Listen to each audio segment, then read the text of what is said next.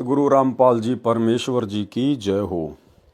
परम पिता परमात्मा सारी सृष्टि के रचनहार, कुल मालिक, असंख्य ब्रह्मांडों के स्वामी, जगत गुरु, तीनों लोकों में प्रवेश करके सबका भरण पोषण करने वाले राजाधिराज, आत्माधार, नाथों के नाथ, देवों के देव महादेव, सर्वेश्वर महेश्वर, मृत्युंजय, अजरो अमर, आदि अनादि सनातनी प्रभु, जगत पिता जगदीश्वर, श्री श्री 1008 की उपाधि के वास्तविक अधिकारी, अकाल मूरत सौद स्वरूपी राम वासुदेव, सर्वगतम ब्रह्म, परम पूज्य, प्रथम पूज्य, परम संत, परम पुरुष, परम धनी, परम दयालु, सत्य कबीर, हक्का कबीर, अल्लाहु कबीर, अल्लाहु अकबर, बाखबर, अल्लाह ताला, जगत के तारणहार, जगत के मुक्तिदाता, जगत के जगन्नाथ, हारे के सहारे, हिंदुओं के राम, मुसलमानों के अल्लाह, सिखों के वाहिगुरु, ईसाइयों के मसीह, दया के सागर दया निधि, करुणा के सागर करुणा निधि, स्वयंभू परिभू, संकट मोचन, कष्ट हरण, मंगल करण, दुख भंजन, अविगत कबीर,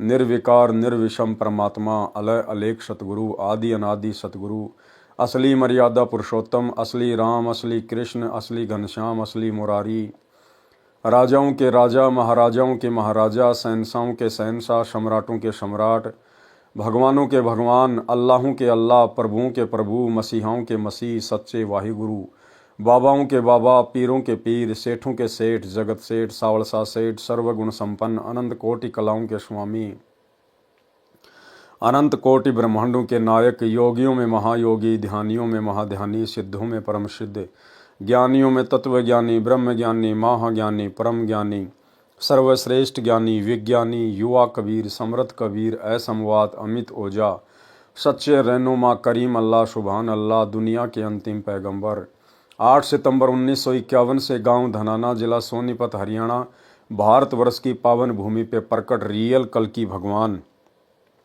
श्री नारायण साकार हरि, श्री बाबा साहेब, शब्द स्वरूपी राम, संत शिरोमणि सतगुरु रामपाल जी परमेश्वर जी के चरण कमल में साध संगति से जुड़े हुए देश विदेश से हम सभी सतसेवक भाई बहनों का अनंत कोटि दंडोत प्रणाम।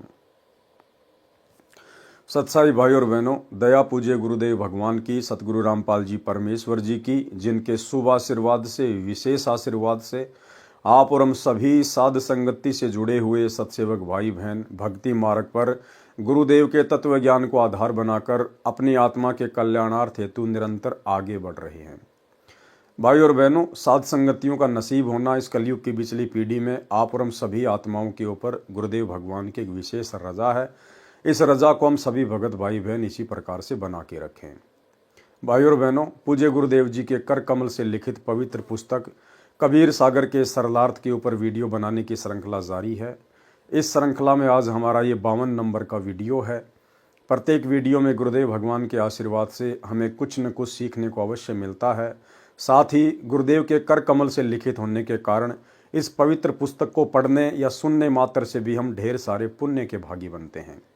तो आज हम 52 नंबर वीडियो में आगे बढ़ते हैं, जहां परमेश्वर जी ने पेज नंबर 491 पे त्रेता युग में कबीर परमेश्वर जी का प्रकट होना लिखा है।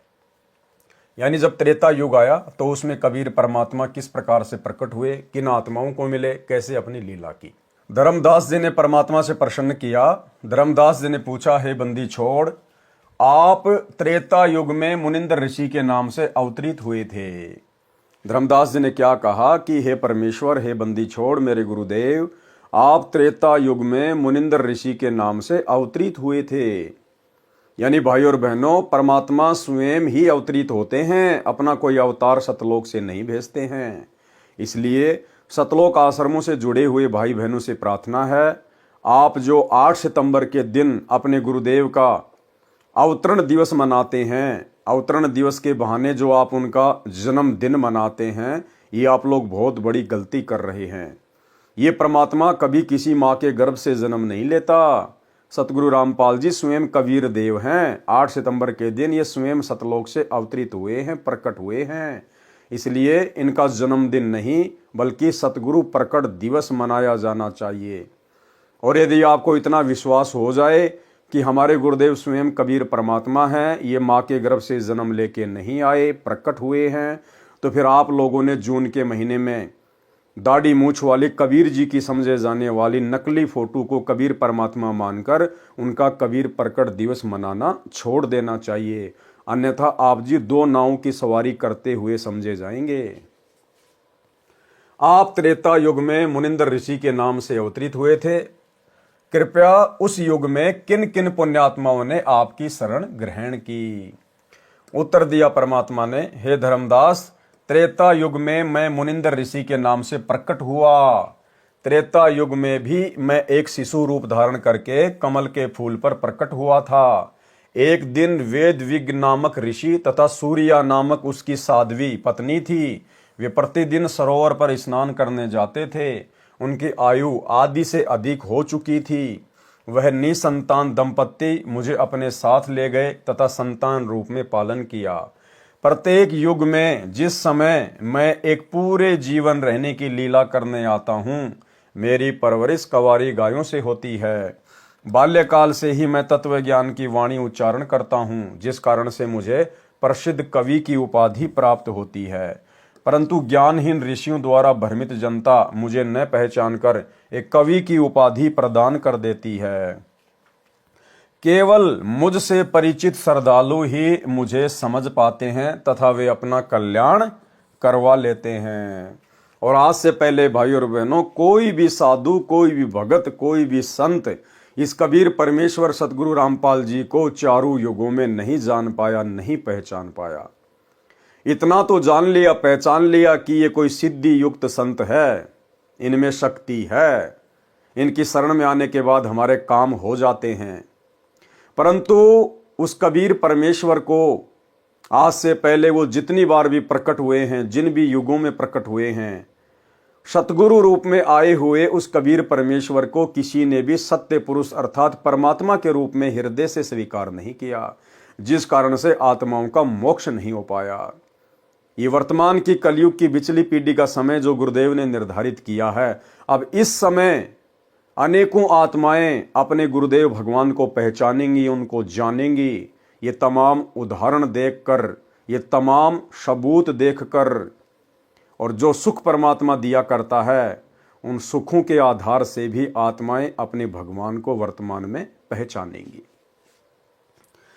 केवल मुझसे परिचित श्रद्धालु ही मुझे समझ पाते हैं तथा वे अपना कल्याण करवा लेते हैं।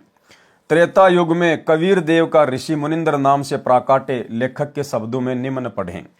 त्रेता युग में कबीर देव कबीर परमेश्वर का मुनिंदर नाम से प्राकाटे। नल तथा नील को शरण में लेना।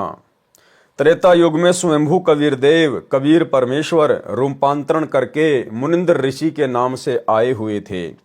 एक दिन अनल अर्थात नल तथा अनिल अर्थात नील ने मुनिंदर साहिब का सत्संग सुना। दोनों भगत आपस में मौसी के पुत्र थे। माता पिता का देहांत हो चुका था। नल तथा नील दोनों शारीरिक व मानसिक रोग से अत्यधिक पीड़ित थे। सर्व ऋषियों व संतों से कष्ट निवारण की प्रार्थना कर चुके थे। सर्व ऋषियों व संतों ने बताया था कि यह आपका प्रारब्ध का पाप कर्म का दंड है, ये आपको भोगना ही पड़ेगा, इसका कोई समाधान नहीं है। दोनों दोस्त जीवन से निराश होकर मृत्यु की प्रतीक्षा कर रहे थे। सत्संग के उपरांत जो ही दोनों ने परमेश्वर कबीर देव कबीर परमेश्वर उर्फ मुनिंदर ऋषि जी के चरण छुए तथा परमेश्वर मुनिंदर जी ने सिर पर हाथ रखा, तो दोनों का असाध्य रोग छू मंतर हो गया, अर्थात दोनों नल तथा नील स्वस्थ हो गए। भाई और बहनों, यही लीला सन 1994 से उसी कबीर परमेश्वर जी ने सतगुरु रूप में प्रकट होकर इस कलयुग की बिचली पीढ़ी में जो अपने यथार्थ 13वें कबीर पंथ का संचालन किया है, तो सन 1994 के बाद में ऐसे असाध्य रोगों को सतगुरु रामपाल जी परमेश्वर जी ने अपनी शक्ति से, अपने आशीर्वाद मात्र से तुरंत ठीक कर दिया, तुरंत चंगा कर दिया। यानी जो बात यहां पर लिखी जा रही है कि नल और नील के सर पर हाथ रखने मात्र से ही उनका रोग छूमंतर हो गया, ऐसे ऐसे ना जाने कितने रोग, नल और नील से भी असाध्य रोग सतगुरु रामपाल जी परमेश्वर जी ने वर्तमान में अपने आशीर्वाद मात्र से ठीक किए हैं। एक छोटा सा गुरुदेव का सत्संग, इस सत्संग को सुनकर आप भली भांति समझ जाएंगे कि वर्तमान में सतगुरु रूप में वही कबीर परमात्मा प्रकट है जिन्होंने आज से पहले इस प्रकार आशीर्वाद देकर भी आत्माओं के कष्ट निवारण किए थे। सुनिए सत्संग। कर्मान आज भी हम आपको ऐसे ऐसे, यहाँ पर भी कई बहन है ऐसी जो पहले बहुत तंग रहती थी। एक तो बेबे है संतोष, खड़ी हुई है एक भाई, उठ उठ शर्मावना। एक भी इसकी बेबे का चित्र ले तो फिल्म वाला, ये देख इसको। या मकडोली बह रखी है, छोटी मकडोली, संतोष नाम से इस बेबे का। और ये इसका देवर है भक्त सुखबीर, ये यहाँ बैठा। इसका बड़ा भाई यानी संतोष का पति जो है फौज में भर्ती है। चित्र आ जाता फिर बंद कर दिया। तो ये लड़की 8-9 वर्ष से तकलीफ थी। बैठ जा बेटी। तो कुछ भी कहो, हम तो कर्मदंड कहते हैं। डॉक्टर बीमारी बता देते हैं, शाना ओपरा बता दे। तो जी क्या हुआ, इन्होंने सारा इलाज करवा लिया। एक नाम भी ले रखा था किसी दूसरे संत ने। और श्राद्ध का नाग तो अपने जनु आम चीज सहे, फिर दोख वीर, पूजा वीर, फलानी वीर, दकड़ी भी, वो सारी। आखिर में कौन सा मेरठ में था, कहां से इलाज चल रहा था इनका, यूपी में, सहारनपुर से और था, सहारनपुर से इलाज चल रहा था इस लड़की का। तो इसकी सुखबीर की बहन रामरती नाम साड़ जी शीतल नगर में ब्याह रखी। और वह रामरती एक दिन इस बहन श्यावत्री है शीतल नगर में, या हमारी बहन सेविका, इसके पास आ गई। कोई वो लेखा जोखा करते हैं, अंडा करें, सरकारी उनकी ड्यूटी लग जाती है। तो इसने उसको समझा दिया, बेबे बैठ जा, चाह पानी पियो पहलाता है। फिर कबीर साहब के बारे में इस श्यावत्री ने, एक तो कमला यहीं आ रही हो मेरे ख्याल में, एक राम हुआ बैठी है। ये दोनों बाण अपनी सरकारी नौकरी पे थी, इनकी ड्यूटी लाग रही थी, वे गणना की खातर कोई आंकड़े इकट्ठे करने थे। यह श्यावत्री के पास पहुंच गई। इसने पहला दिन तक चाह पानी पियाई, बेबे तुम बैठ जाओ, फिर पाछे लेखा लिखाई करियो। फिर ये चित्र देखे कबीर साहब के, ये पूछने लगी। इसने सारी महिमा बताई, बंदी छोड़ गई। रामरती ने अरे नाम ले लिया कमला ने। रामरती ने फिर अपने भाई जगबीर को बता, जगबीर नाम से, कि भाई तो कितना ले जा, मेरी भाभी ने एक बार महाराज करा ले। जगबीर ने बोला, बेबे इब तो इलाज करवा रखा वहां से और वहीं दिखाऊंगा। इन्हें बोली रे इलाज करवा रखा, कि ने दुख पा रही है, 19-21 का इसका आराम नहीं, तो एक बार ले आ। तो हम गए हुए थे उस समय चंडीगढ़ एक पार्ट, या Gulab Singh DC deputy commissioner जो होते थे ना, डिप्टी कमिश्नर गुलाब सिंह, वो डायरेक्टर थे वहां पर लोकल बॉडीज के चंडीगढ़। वो हमारे सेवक है, उन्होंने नाम ले रखा है, बड़ी पुण्य आत्मा है। अगर उसका उदाहरण आप देख लो, नहीं सा देवता इंसान हमने नहीं देखा, इतनी नम्र आत्मा, कोई उसमें छल कपट नहीं। तो वहां हम पाठ करने गए जी। हमने आना था 12 तारीख को, हम आए 13 तारीख को, लेट हो गए थोड़े। तो इन्होंने पता था कि 12 महाराज जी ने आना है कुटिया में, तो ये 11 शाम ने पहुंच गए। और या बेहोश पड़ी उड़े या संतोष, हम 12 ना या 12 ने भी हुई रहे, जगबीर भी हुई रहे इसके साथ, वो फौज में है। वहां पर हाल बना था हमारा एक सत्संग का। हम 13 न पहुंचे इस समय, अगस्त का महीना। तो न्यू बोले जी एक बेबे आ रही है, बहुत घनी बीमार से। बाबा बीमार का के मतलब, हमारे दौरान को डॉक्टर ना वैद नहीं, ये बीमार है, बीमार आने लगे, कुछ अच्छे ढंग का नाम लेने आता नहीं। अपने मन में संकल्प कर रहा मैं। इतने में इसको कुटिया में ठा के वो जगबीर एक दिन और पकड़ के मेरे पास ले आया। और मैं बाहर बैठा था, ऐसे छां आई हुई थी शाम के समय हाल के अंदर। इनको जब पकड़ के वो ले आए, आप विचार कीजिए, सतकर मानिए, जो ही मेरे पास लाके या संतोष बिठाई और जगबीर को पूछना ये बात इसके पति से, न्यू अर्जू सिर जोड़ रखा, इसकी हालत न्यू नाड़ टेढ़ी हो रही छोरी की। खाट के पास बिठाई, जैसे हम स्वाभाविक वैसे हाथ रखते हैं, बेबे ठीक हो जाएगी बेटी, माड़ा मन ना करे, सब करेंगे, बंदी छोड़। मैंने ऐसे हाथ ऊपर से हटाया भी नहीं था, इतना में यह लड़की न्यू बैठ गई कि जानू इसका कुछ भी कोई ना। बोल सतगुरुदेव। बंदी छोड़ कबीर साहेब। वो बोला जा बेटी सेवा करवा। वहां पर सेवा चल रही थी, सेवक थे, मिस्त्री थे, उनकी रोटी बनानी थी। छोरी ने डट कर रोटी बनवाई, सारा काम करवाया। अगले दिन सारा काम करवाया। अगले दिन ये दिन के 11 बजे नाम लेकर और जब घर न आए, फिर हमने कहा एक पाठ करवाओ बंदी छोड़ की वाणी का, ये धर्म का काम हो से। तो जिस दिन ये पाठ प्रकाश हुआ इनका, मैं जाता हूं पिछले दिन, जिस दिन पाठ प्रकाश हुआ इसका फिर गड़बड़ होगी एक बवाई और या दर्द पड़ी और गिर के आप पाप बोला। मैं गया जो बताई ना सुखबीर नरेंद्र की मार ने, और सारे पड़ोसी उड़ोसी वो सारी इकट्ठी होगी। अब के बोल रहे हैं वो पितरिन के, एक तो बूढ़ा मर रहा था, ताऊ है दादा, अरे एक उसका लड़का छोटा सा उम्र का 12, 13, 14 साल की उम्र का, वो मर रहा है। और जब पहला न्यो क्या करता, तुमने खोऊंगा धरती पर तय, थारा न्यो कर दूंगा, थारा नाश करूंगा, मेरा हक दे दो फलान। उस दिन वो के बोलिया, मैं तने नाटू था निर्भाग, तुम आज ना ले चला, बड़ा बुढ़ा आदमी मरवा दिया तने। जो बोला तू आज ना ले चला, मैं नाटू था, उनके महाराज जी का नाम ले लिया ही, मारी उड़ा पार बसावे को ना। अन्य बोला तो अब आई आज तो हम थारा आगे गलती तय, आज पाछा हम तो बड़ा को नहीं। पर ने बोला जावांगे कि थारी रोखाड़ करया करांगे खेता में। जब बोल सतगुरुदेव। इनका पेटा भरनता ही बंदी छोड़ने ने दिखा था ना, कड़ा बढ़न दे नाड़े, अगर इनका यकीन ना होगा तो उस दिन के बाद 2 साल तो ऊपर हो गए इस लड़की ने बंदी छोड़ की कृपा तो इसका सोच शरीर से। बोल सतगुरुदेव। तो भाइयों और बहनों, सत्संग सुनकर आप जी को विश्वास हो जाना चाहिए, दास यहां पर आपको अनेकों सत्संग नहीं सुना सकता, केवल आपको एक सत्संग सुनाया है। ऐसे ऐसे ना जाने सैकड़ों की संख्या में गुरुदेव भगवान ने अपनी आत्माओं के कष्ट निवारण किए हैं मात्र अपने आशीर्वाद से। तथा परमेश्वर मुनिंदर जी ने सिर पर हाथ रखा तो दोनों का असाध्य रोग छूमंत्र हो गया, अर्थात दोनों नल तथा नील स्वस्थ हो गए। इस अद्भुत चमत्कार को देखकर प्रभु के चरणों में गिरकर घंटों रोते रहे तथा कहा, आज हमें प्रभु मिल गया। भाई और बहनों, नल और नील ने तो अपने परमात्मा को पहचान लिया था, परंतु वर्तमान कलयुग की बिचली पीढ़ी में आज भी आत्माएं अपने परमात्मा को नहीं पहचान पा रही हैं।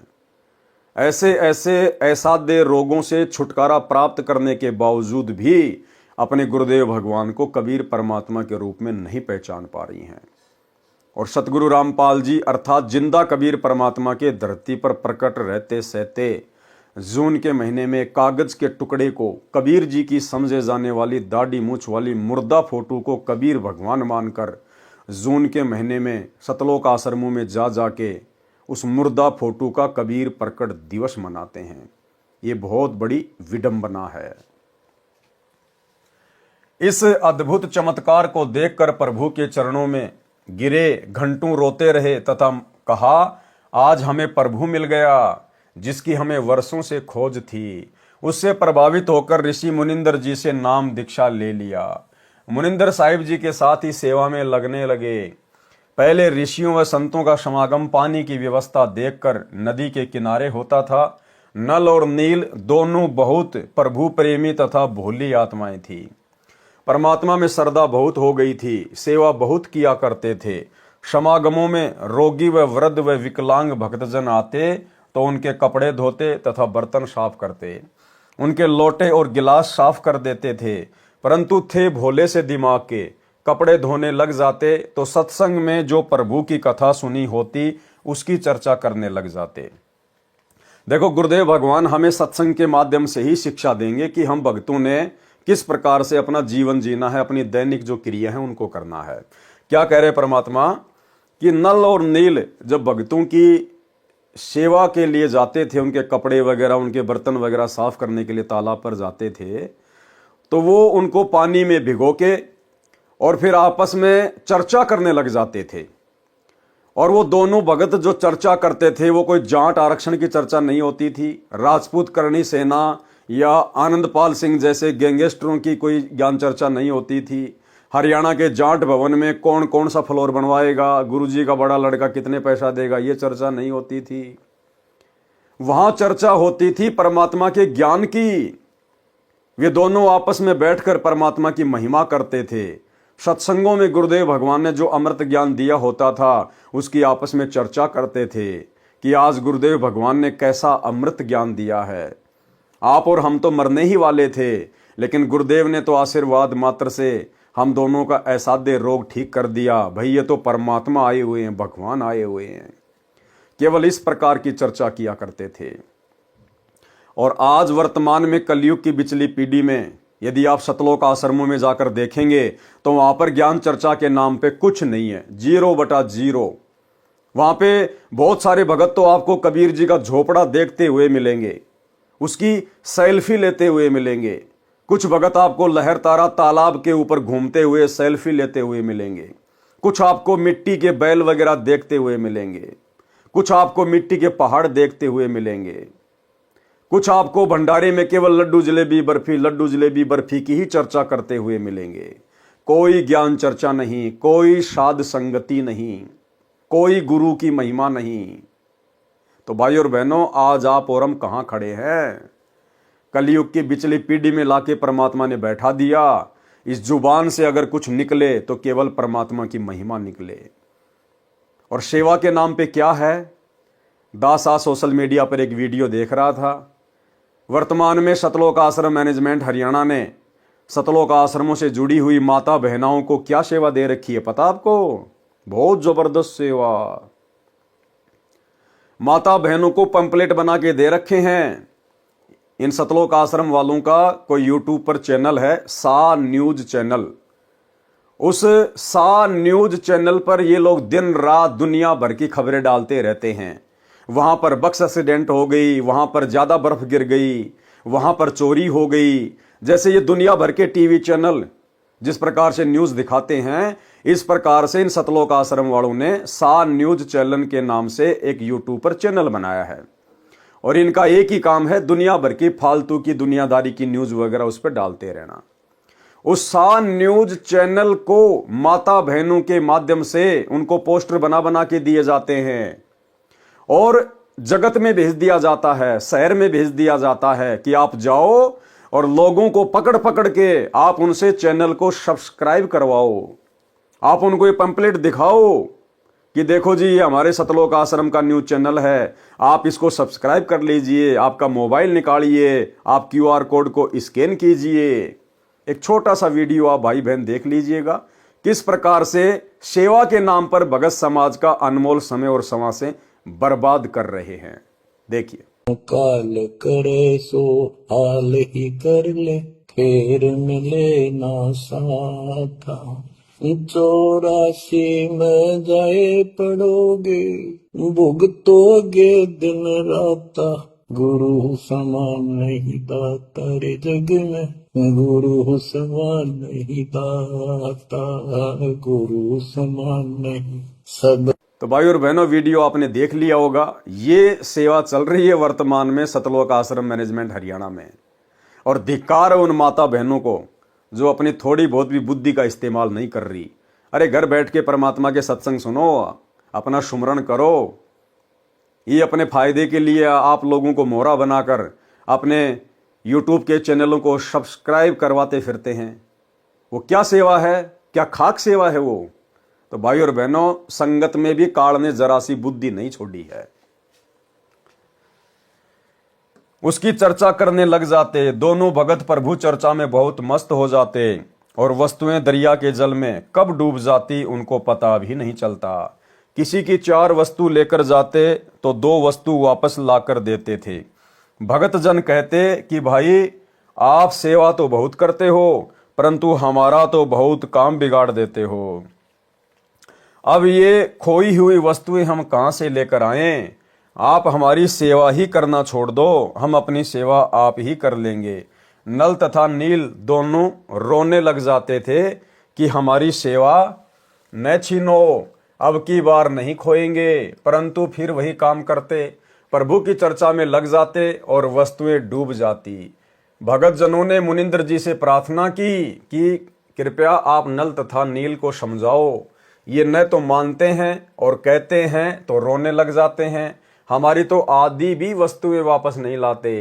बर्तन व वस्त्र धोते समय वे दोनों भगवान की चर्चा में मस्त हो जाते हैं और वस्तुएं डूब जाती है।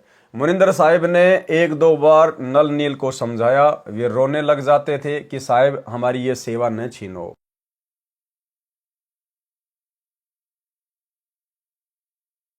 सतगुरु मुनिंदर साहिब ने आशीर्वाद देते हुए कहा, बेटा नल तथा नील खूब सेवा करो, आज के बाद आपके हाथ से कोई भी वस्तु चाहे पत्थर या लोहा भी क्यों ना हो जल में नहीं डूबेगी। समुद्र पर रामचंद्र के पुल के लिए पत्थर तैराना। एक समय की बात है कि सीता जी को रावण उठाकर ले गया। भगवान राम को पता भी नहीं कि सीता जी को कौन उठाकर ले गया। अब दुनिया कहती है राम जी चले ना श्री राम के बिना, और वो चले ना हनुमान के बिना, और श्री रामचंद्र जी को पता भी नहीं था कि मेरी औरत को उठा के कौन ले गया। अब बताओ, फिर भी दुनिया उनको परमात्मा परमात्मा कहती है। श्री रामचंद्र जी इधर उधर खोज करते हैं। हनुमान जी ने खोज करके बताया कि सीता माता लंकापति रावण की कैद में है। पता लगने के बाद भगवान राम ने रावण के पास शांति दूत भेजे तथा प्रार्थना की कि सीता लौटा दे, परंतु रावण नहीं माना। युद्ध की तैयारी हुई, तब समस्या यह आई कि समुद्र से सेना कैसे पार करें। भगवान श्री रामचंद्र ने 3 दिन तक घुटनों पानी में खड़ा होकर हाथ जोड़कर समुद्र से प्रार्थना की कि रास्ता दें, परंतु समुद्र टस से मस न हुआ। जब समुद्र नहीं माना, तब श्री राम ने उसे अग्नि बाण से जलाना चाहा। भयभीत समुद्र एक ब्राह्मण का रूप बनाकर सामने आया और कहा कि भगवान, सबकी अपनी अपनी मर्यादाएं हैं, मुझे जलाओ मत, मेरे अंदर ना जाने कितने जीव जंतु बसे हैं। अगर आप मुझे जला भी दोगे तो भी आप मुझे पार नहीं कर सकते, क्योंकि यहां पर बहुत गहरा गड्ढा बन जाएगा जिसको आप कभी भी पार नहीं कर सकते। समुद्र ने कहा, भगवान ऐसा काम करो कि सर्प भी मर जाए और लाठी भी ना टूटे, मेरी मर्यादा भी रह जाए और आपका पुल भी बन जाए। तब भगवान श्री राम ने समुद्र से पूछा कि वह क्या है। ब्राह्मण रूप में खड़े समुद्र ने कहा कि आपकी सेना में नल और नील नाम के 2 सैनिक हैं। उनके पास उनके गुरुदेव से प्राप्त एक ऐसी शक्ति है कि उनके हाथ से पत्थर भी तैर जाते हैं। हर वस्तु चाहे वह लोहे की हो तैर जाती है। श्री रामचंद्र ने नल तथा नील को बुलाया और उनसे पूछा कि क्या आपके पास कोई ऐसी शक्ति है। तो नल तथा नील ने कहा कि हाँ जी, हमारे हाथ से पत्थर भी नहीं डूबेंगे। तो श्री राम ने कहा कि परीक्षण करवाओ। उन नादानों नल तथा नील ने सोचा कि आज सबके सामने तुम्हारी बहुत महिमा होगी। उस दिन उन्होंने अपने गुरुदेव मुनिंदर जी कबीर परमेश्वर जी को यह सोचकर याद नहीं किया कि अगर हम उनको याद करेंगे तो कहीं श्री राम ये न सोच ले कि इनके पास शक्ति नहीं है, ये तो कहीं और से मांगते हैं। उन्होंने पत्थर उठाकर समुद्र के जल में डाला तो वह पत्थर डूब गया। नल तथा नील ने बहुत कोशिश की, परंतु उनसे पत्थर नहीं तैरे।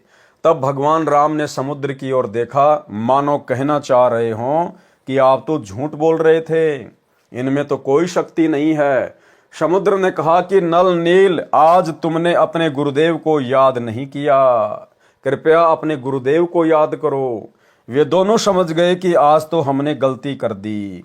उन्होंने सतगुरु मुनिंदर साहिब जी को याद किया। सतगुरु मुनिंदर कबीर परमेश्वर वहां पर पहुंच गए। भगवान रामचंद्र जी ने कहा कि हे ऋषिवर, मेरा दुर्भाग्य है कि आपके सेवकों से पत्थर नहीं तैर रहे हैं। मुनिंदर साहिब ने कहा कि अब इनके हाथ से कभी तैरेंगे भी नहीं, क्योंकि इनको अभिमान हो गया है। सतगुरु की वाणी प्रमाण करती है कि गरीब जैसे माता गर्भ को राखे यतन बनाए, ठेस लगे तो क्षीण होवे, तेरी ऐसे भक्ति जाए। उस दिन के बाद नल तथा नील की वह शक्ति समाप्त हो गई। श्री रामचंद्र जी ने परमेश्वर मुनिंदर साहिब जी से कहा कि हे ऋषिवर, मुझ पर बहुत आपत्ति पड़ी हुई है, दया करो, किसी प्रकार सेना पर ले पार हो जाए। जब आप अपने सेवकों को शक्ति दे सकते हो तो प्रभु मुझ पर भी कुछ रजा करो। मुनिंदर साहिब जी ने कहा कि ये जो सामने वाला पहाड़ है, मैंने उसके चारों तरफ एक रेखा खींच दी है, इसके बीचों बीच के पत्थर उठा लाओ, वे नहीं डूबेंगे। श्री राम ने परीक्षण के लिए पत्थर मंगवाया, उसको पानी पर रखा तो वह तैरने लग गया। नल तथा नील कारीगर भी थे। हनुमान जी प्रतिदिन भगवान याद किया करते थे। अपनी दैनिक क्रिया भी करते रहने के लिए राम राम भी लिखता रहा और पहाड़ के पहाड़ उठाकर ले आता था।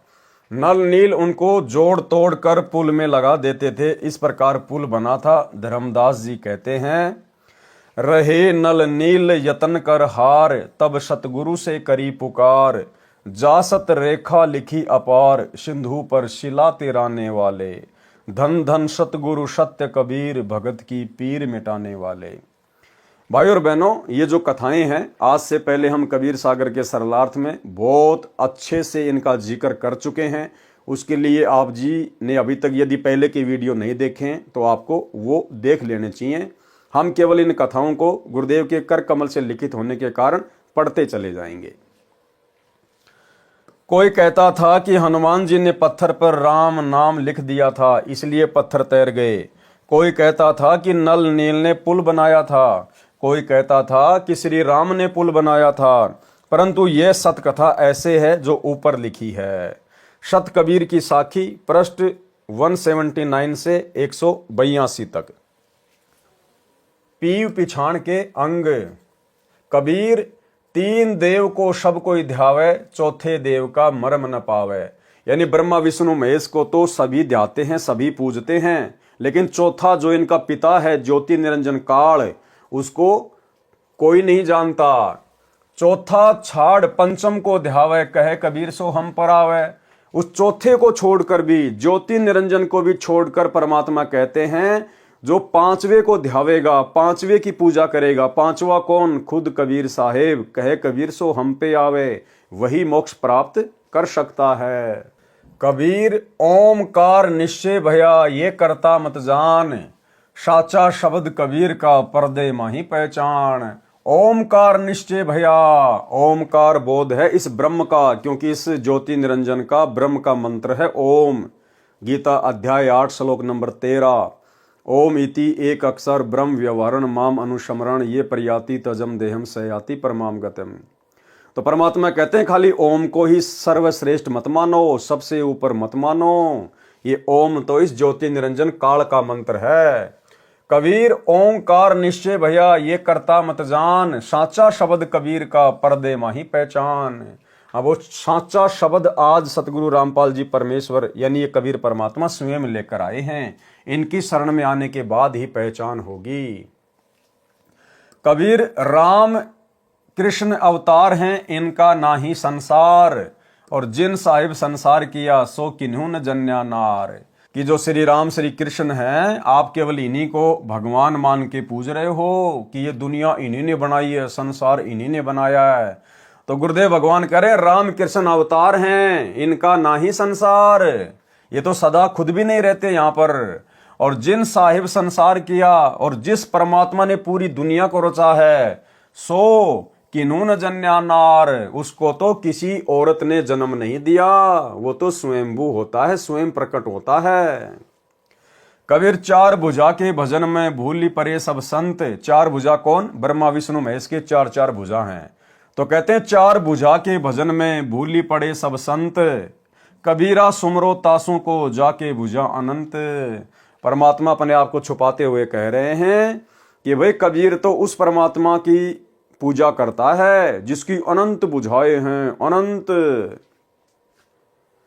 कबीर, समुद्र पाट लंका गए, सीता को भरतार, ताही अगस्त्य मुनि पी गयो, इनमें कौन करतार। कि आप खाली श्री रामचंद्र जी को इसी बात को लेकर भगवान मानते हो कि उन्होंने लंका पर जाने के लिए समुद्र के ऊपर जो है पुलिया बना दिया था।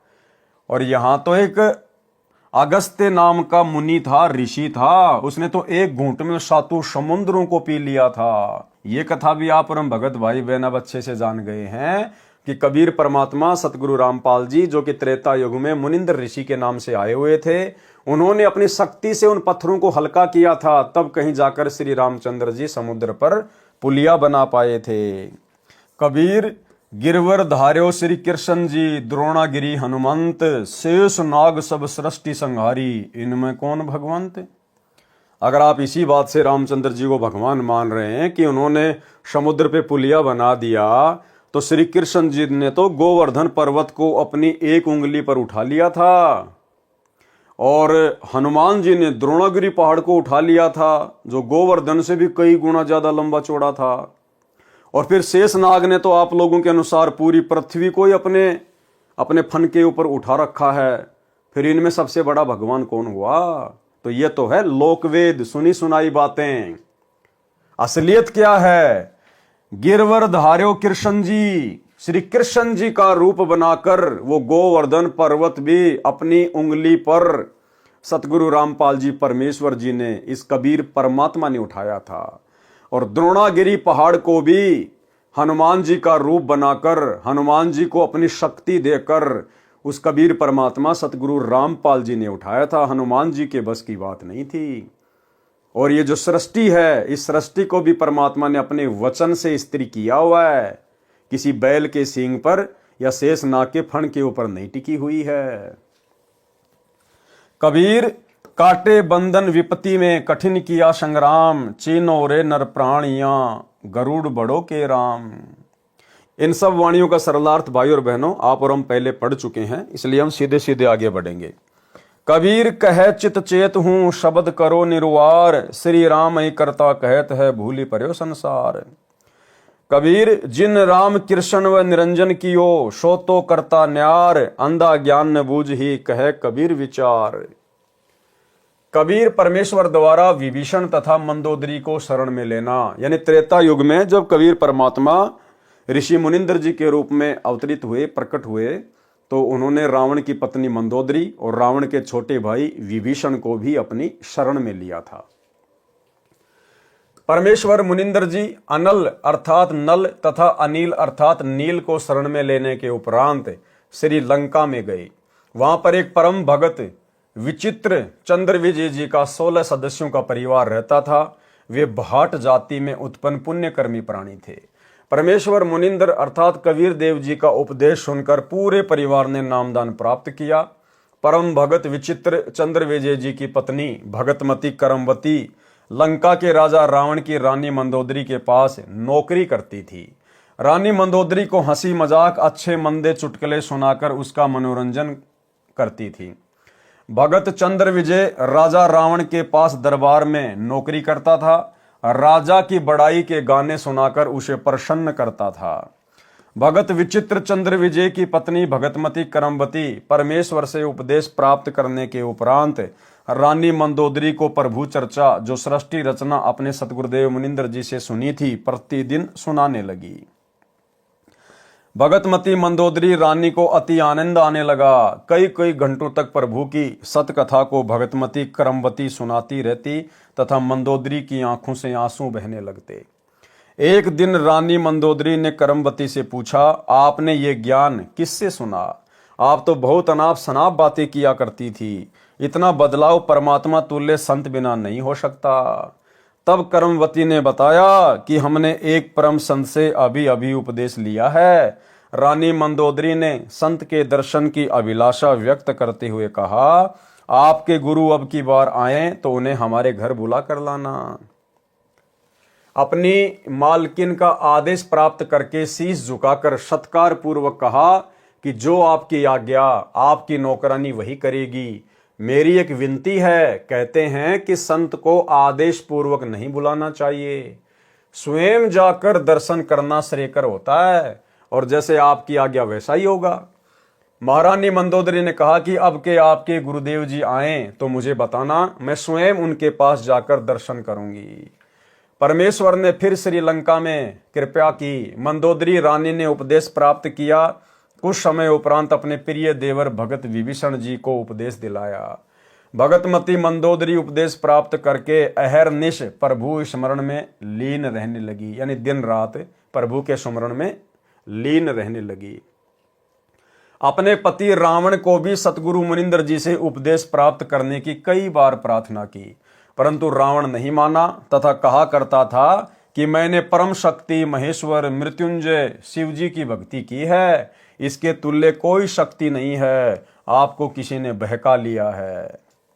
कुछ ही समय उपरांत वनवास प्राप्त श्री सीता जी का अपहरण करके रावण ने अपने 9 लखा बाग में कैद कर लिया।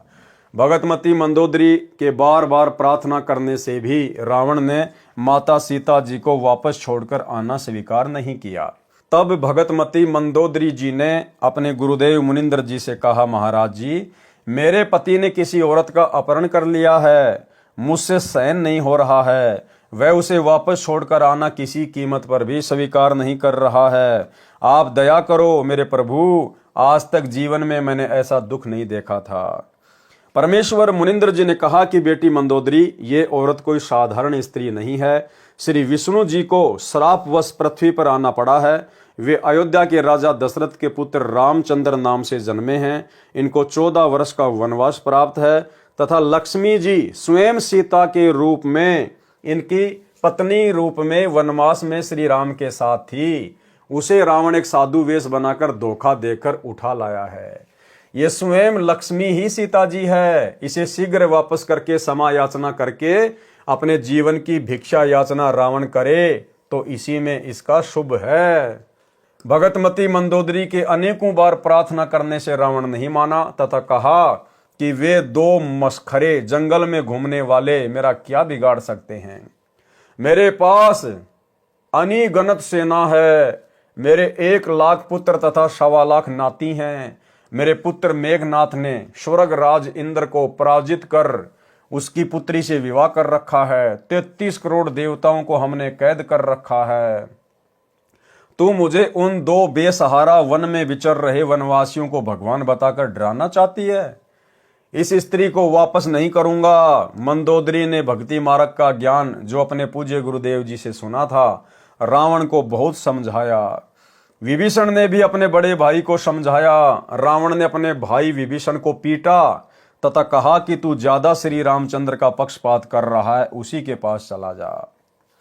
एक दिन भगतमती मंदोदरी ने अपने पूज्य गुरुदेव जी से प्रार्थना की कि हे गुरुदेव, मेरा सुहाग उजड़ रहा है, एक बार आप भी मेरे पति को समझा दो। यदि वह आपकी बात को नहीं मानेगा तो मुझे विधवा होने का दुख नहीं होगा। अपनी वचन की बेटी मंदोदरी की प्रार्थना स्वीकार करके राजा रावण के दरबार के समक्ष खड़े होकर परमेश्वर मुनिंद्र जी ने द्वारपालों से राजा रावण से मिलने की प्रार्थना की। द्वारपालों ने कहा, ऋषि जी, इस समय हमारे राजा जी अपना दरबार लगाए हुए हैं। इस समय अंदर का संदेशा बाहर आ सकता है, बाहर का संदेश अंदर नहीं जा सकता। हम विवश हैं। तब पूर्ण प्रभु अंतर्ध्यान हुए तथा राजा रावण के दरबार में प्रकट हो गए। रावण की दृष्टि ऋषि पर गई तो गरज कर पूछा, इस ऋषि को मेरी आज्ञा के बिना किसने अंदर आने दिया? उन द्वारपालों को लाकर मेरे सामने कत्ल कर दो। तब परमेश्वर ने कहा, राजन, आपके द्वारपालों ने स्पष्ट मना कर दिया था, उन्हें पता नहीं कि मैं कैसे अंदर आ गया। रावण ने पूछा कि तू अंदर कैसे आया? तब पूर्ण प्रभु मुनिंदर वेश में अदृश्य होकर पुनः प्रकट हो गए तथा कहा कि मैं ऐसे आ गया। रावण ने पूछा कि आने का कारण बताओ। तब प्रभु ने कहा कि आप योद्धा होकर एक अबला का अपहरण कर लाए हो। ये आपकी शान व सूरवीरता के विपरीत है। सीता कोई साधारण औरत नहीं है, ये स्वयं लक्ष्मी जी का अवतार है। श्री रामचंद्र जी जो इसके पति हैं, वे स्वयं विष्णु हैं। इसे वापस करके अपने जीवन की भिक्षा मांगो, इसी में आपका श्रेय है। इतना सुनकर तमोगुण भगवान शिव का उपासक रावण क्रोधित होकर नंगी तलवार लेकर सिंहासन से दहाड़ता हुआ कूदा तथा उस नादान प्राणी ने तलवार के अंधाधुंध 70 वार ऋषि जी को मारने के लिए किए। परमेश्वर मुनिंदर जी ने एक झाड़ू की सीख हाथ में पकड़ी हुई थी, उसको ढाल की तरह आगे कर दिया। रावण ने 70 वार उस नाजुक सीख पर किए। ऐसे आवाज हुई जैसे लोहे के खंभे पिलर पर तलवार लग रही हो। सीख टस से मस नहीं हुई। रावण को पसीने आ गए, फिर भी अपने अहंकार वश नहीं माना। ये तो जान लिया कि ये कोई साधारण ऋषि नहीं है। रावण ने अभिमान वश कहा कि मैंने आपकी एक भी बात नहीं सुननी, आप जा सकते हैं। परमेश्वर अंतर्ध्यान हो गए तथा मंदोदरी को सर्व वृत्तांत सुनाकर प्रस्थान किया। रानी मंदोदरी ने कहा, गुरुदेव, अब मुझे विधवा होने में कोई कष्ट नहीं होगा।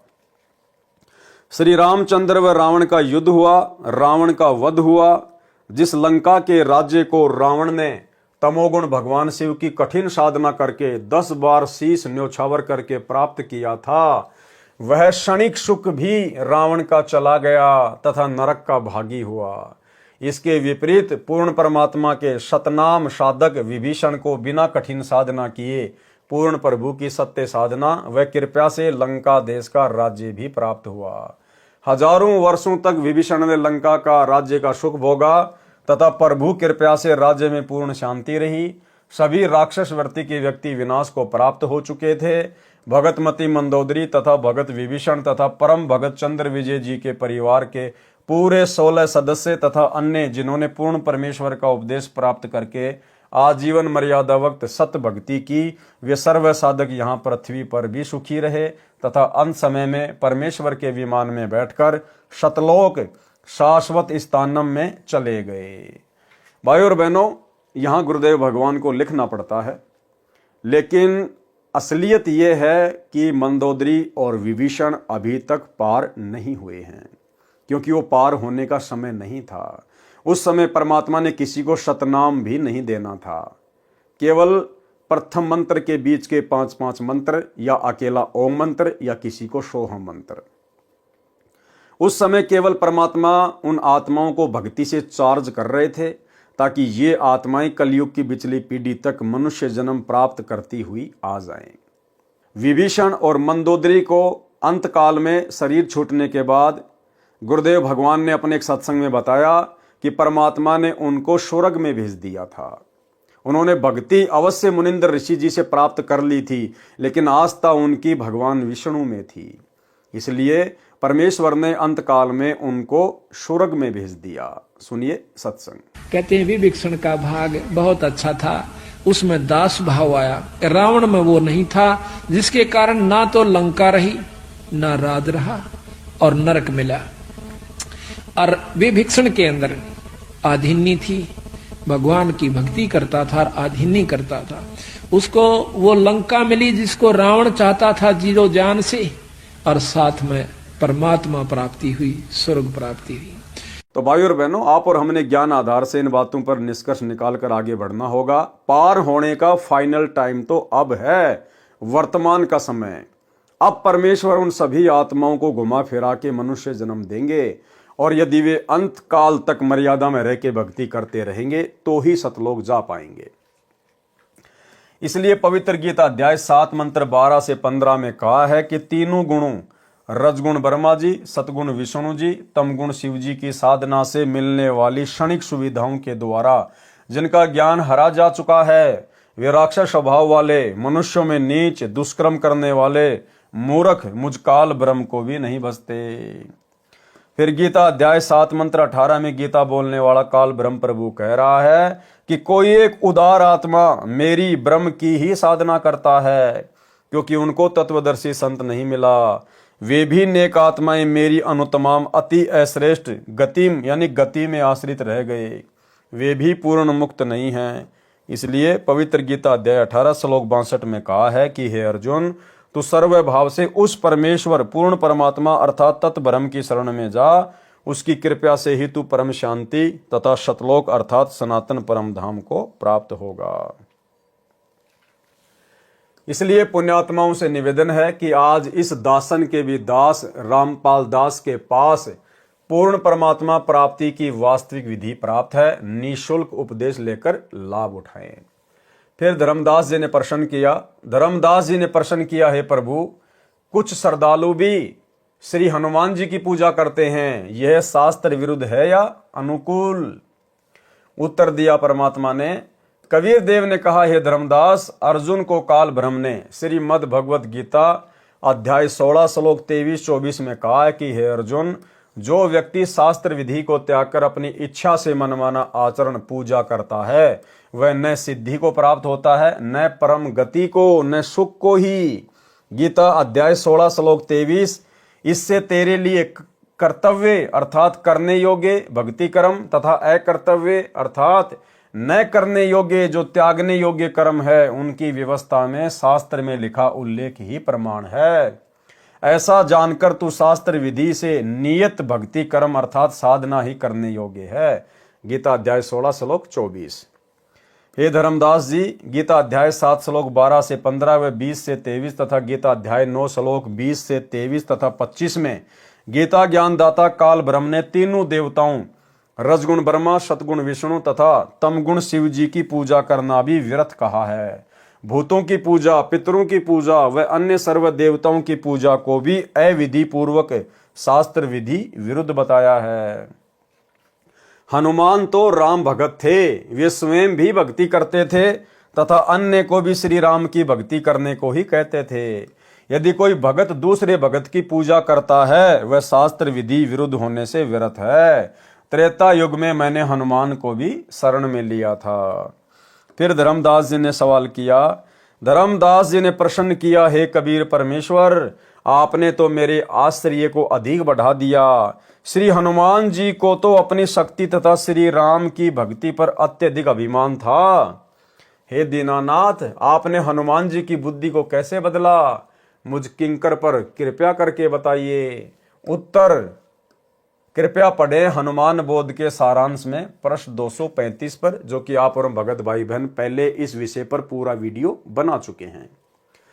पूर्ण परमात्मा कबीर जी का द्वापर युग में प्रकट होना। फिर द्वापर युग में कबीर परमात्मा किस नाम से प्रकट हुए, किन किन आत्माओं को मिले, क्या क्या लीलाएं की परमात्मा ने। पूर्ण परमात्मा कबीर जी का द्वापर युग में प्रकट होना। प्रसन्न किया धर्मदास जी ने, हे परमेश्वर, अपने दास धर्मदास पर कृपया करके द्वापर युग में प्रकट होने की कथा सुनाएं, जिससे तत्व ज्ञान प्राप्त हो। उत्तर दिया परमात्मा ने। कबीर परमेश्वर ने कहा, हे धर्मदास, द्वापर युग में भी मैं रामनगर नामक नगरी में एक सरोवर में कमल के फूल पर शिशु रूप में प्रकट हुआ। एक निसंतान वाल्मीकि कालू तथा उसकी पत्नी गोदावरी दंपत्ति अपने घर ले गए। एक ऋषि से मेरा नामकरण करवाया। उसने भगवान विष्णु की कृपा से प्राप्त होने के आधार से मेरा नाम करुणामय रखा। मैंने 25 दिन तक कोई आहार नहीं किया। मेरी पालक माता अति दुखी हुई। पिताजी भी कई साधु संतों के पास गए, मेरे ऊपर झाड़ फूंक भी कराई। वे विष्णु के पुजारी थे। उनको अति दुखी देखकर मैंने विष्णु को प्रेरणा दी। विष्णु भगवान एक ऋषि रूप में वहां आए तथा पिता कालू से कुशल मंगल पूछा। पिता कालू तथा माता गोदावरी कलयुग में सम्मन तथा नेकी रूप में दिल्ली में जन्मे थे। यानी भाइयों और बहनों, द्वापर युग में परमात्मा ने जिन आत्माओं को अपनी परवरिश के लिए निमित्त बनाया था, कालू तथा गोदावरी को, फिर कलयुग की प्रथम पीढ़ी में यानी 650 साल पहले जिस व्यक्ति ने, क्योंकि भगत तो नहीं बन पाया था वो अंत तक, जिस कालू नामक व्यक्ति ने परमात्मा के मुंह बोले पिता की भूमिका निभाई थी द्वापर युग में, वो कालू नाम का व्यक्ति 650 साल पहले बना सम्मन। और जो उसकी पत्नी थी गोदावरी, वो थी नेकी। यानी पुण्यात्माओं, हम आत्माओं का अनंत जन्मों का हिसाब किताब ये चलता हुआ आ रहा है। आज परमेश्वर ने उन सभी आत्माओं को कहां पर लाकर सेट कर दिया है, और आज वे सभी आत्माएं, वो कालू, वो गोदावरी, वो विद्याधर, वेदविग, सम्मन, नेकी, आज वो सभी आत्माएं वर्तमान की कलयुग की बिचली पीढ़ी में आई हुई हैं। और परमेश्वर ने उन आत्माओं को, अपनी विशेष आत्माओं को चुन चुन के साध संगति से जोड़ दिया है। साध संगति में जुड़े हुए भाई बहन परमेश्वर की उन विशेष आत्माओं में से हैं। पिता कालू तथा माता गोदावरी कलयुग में सम्मन तथा नेकी रूप में दिल्ली में जन्मे थे। उन्होंने अपना दुख ऋषि जी को बताया कि हमें वृद्ध अवस्था में एक पुत्र रत्न भगवान विष्णु की कृपा से सरोवर में कमल के फूल पर प्राप्त हुआ है। ये बच्चा 25 दिन से भूखा है, कुछ भी नहीं खाया है। अब इसका अंत निकट है। परमात्मा विष्णु ने हमें अपार खुशी प्रदान की है, अब उसे छीन रहे हैं। हम प्रार्थना करते हैं कि हे विष्णु भगवान, ये खिलौना देकर मत छीनो। हम अपराधियों से ऐसा क्या अपराध हो गया, इस बच्चे में हमारा इतना मोह हो गया है कि यदि इसकी मृत्यु हो गई तो हम भी दोनों उसी सरोवर में डूबकर मरेंगे जहां पर यह बालक हमें मिला था। ये धर्मदास, ऋषि रूप में उपस्थित विष्णु भगवान ने मेरी ओर देखा। मैं पालने में झूल रहा था। मेरे अति स्वस्थ शरीर को देखकर विष्णु भगवान आश्चर्यचकित हुए तथा बोले, हे कालू भगत, ये बच्चा तो पूर्ण रूप से स्वस्थ है। आप कह रहे हो ये कुछ भी आहार नहीं करता। ये बालक तो ऐसा स्वस्थ है जैसे एक शेर दूध प्रतिदिन पीता हो। ये नहीं मरने वाला। इतना कहकर विष्णु मेरे पास आया। मैंने विष्णु से बात की तथा कहा, हे विष्णु भगवान, आप मेरे माता पिता से कहो एक कुंवारी गाय लाएं। उस गाय को आप आशीर्वाद देना। वह कुंवारी गाय दूध देने लगेगी। उस गाय का दूध मैं पीऊंगा। मेरे द्वारा अपना परिचय जानकर विष्णु भगवान समझ गए ये कोई सिद्ध आत्मा है जिसने मुझे पहचान लिया है। मुझे ऋषि के साथ बातें करते हुए देख मेरे पालक माता पिता हैरान रह गए। अंदर ही अंदर खुशी की लहर दौड़ गई। ऋषि ने कहा, कालू, एक कुंवारी गाय लाओ, वह दूध देगी। उस दूध को ये होनहार बच्चा पिएगा। कालू पिता तुरंत एक गाय ले आया। भगवान विष्णु ने मेरी प्रार्थना पर उस कुंवारी गाय की कमर पर हाथ रख दिया।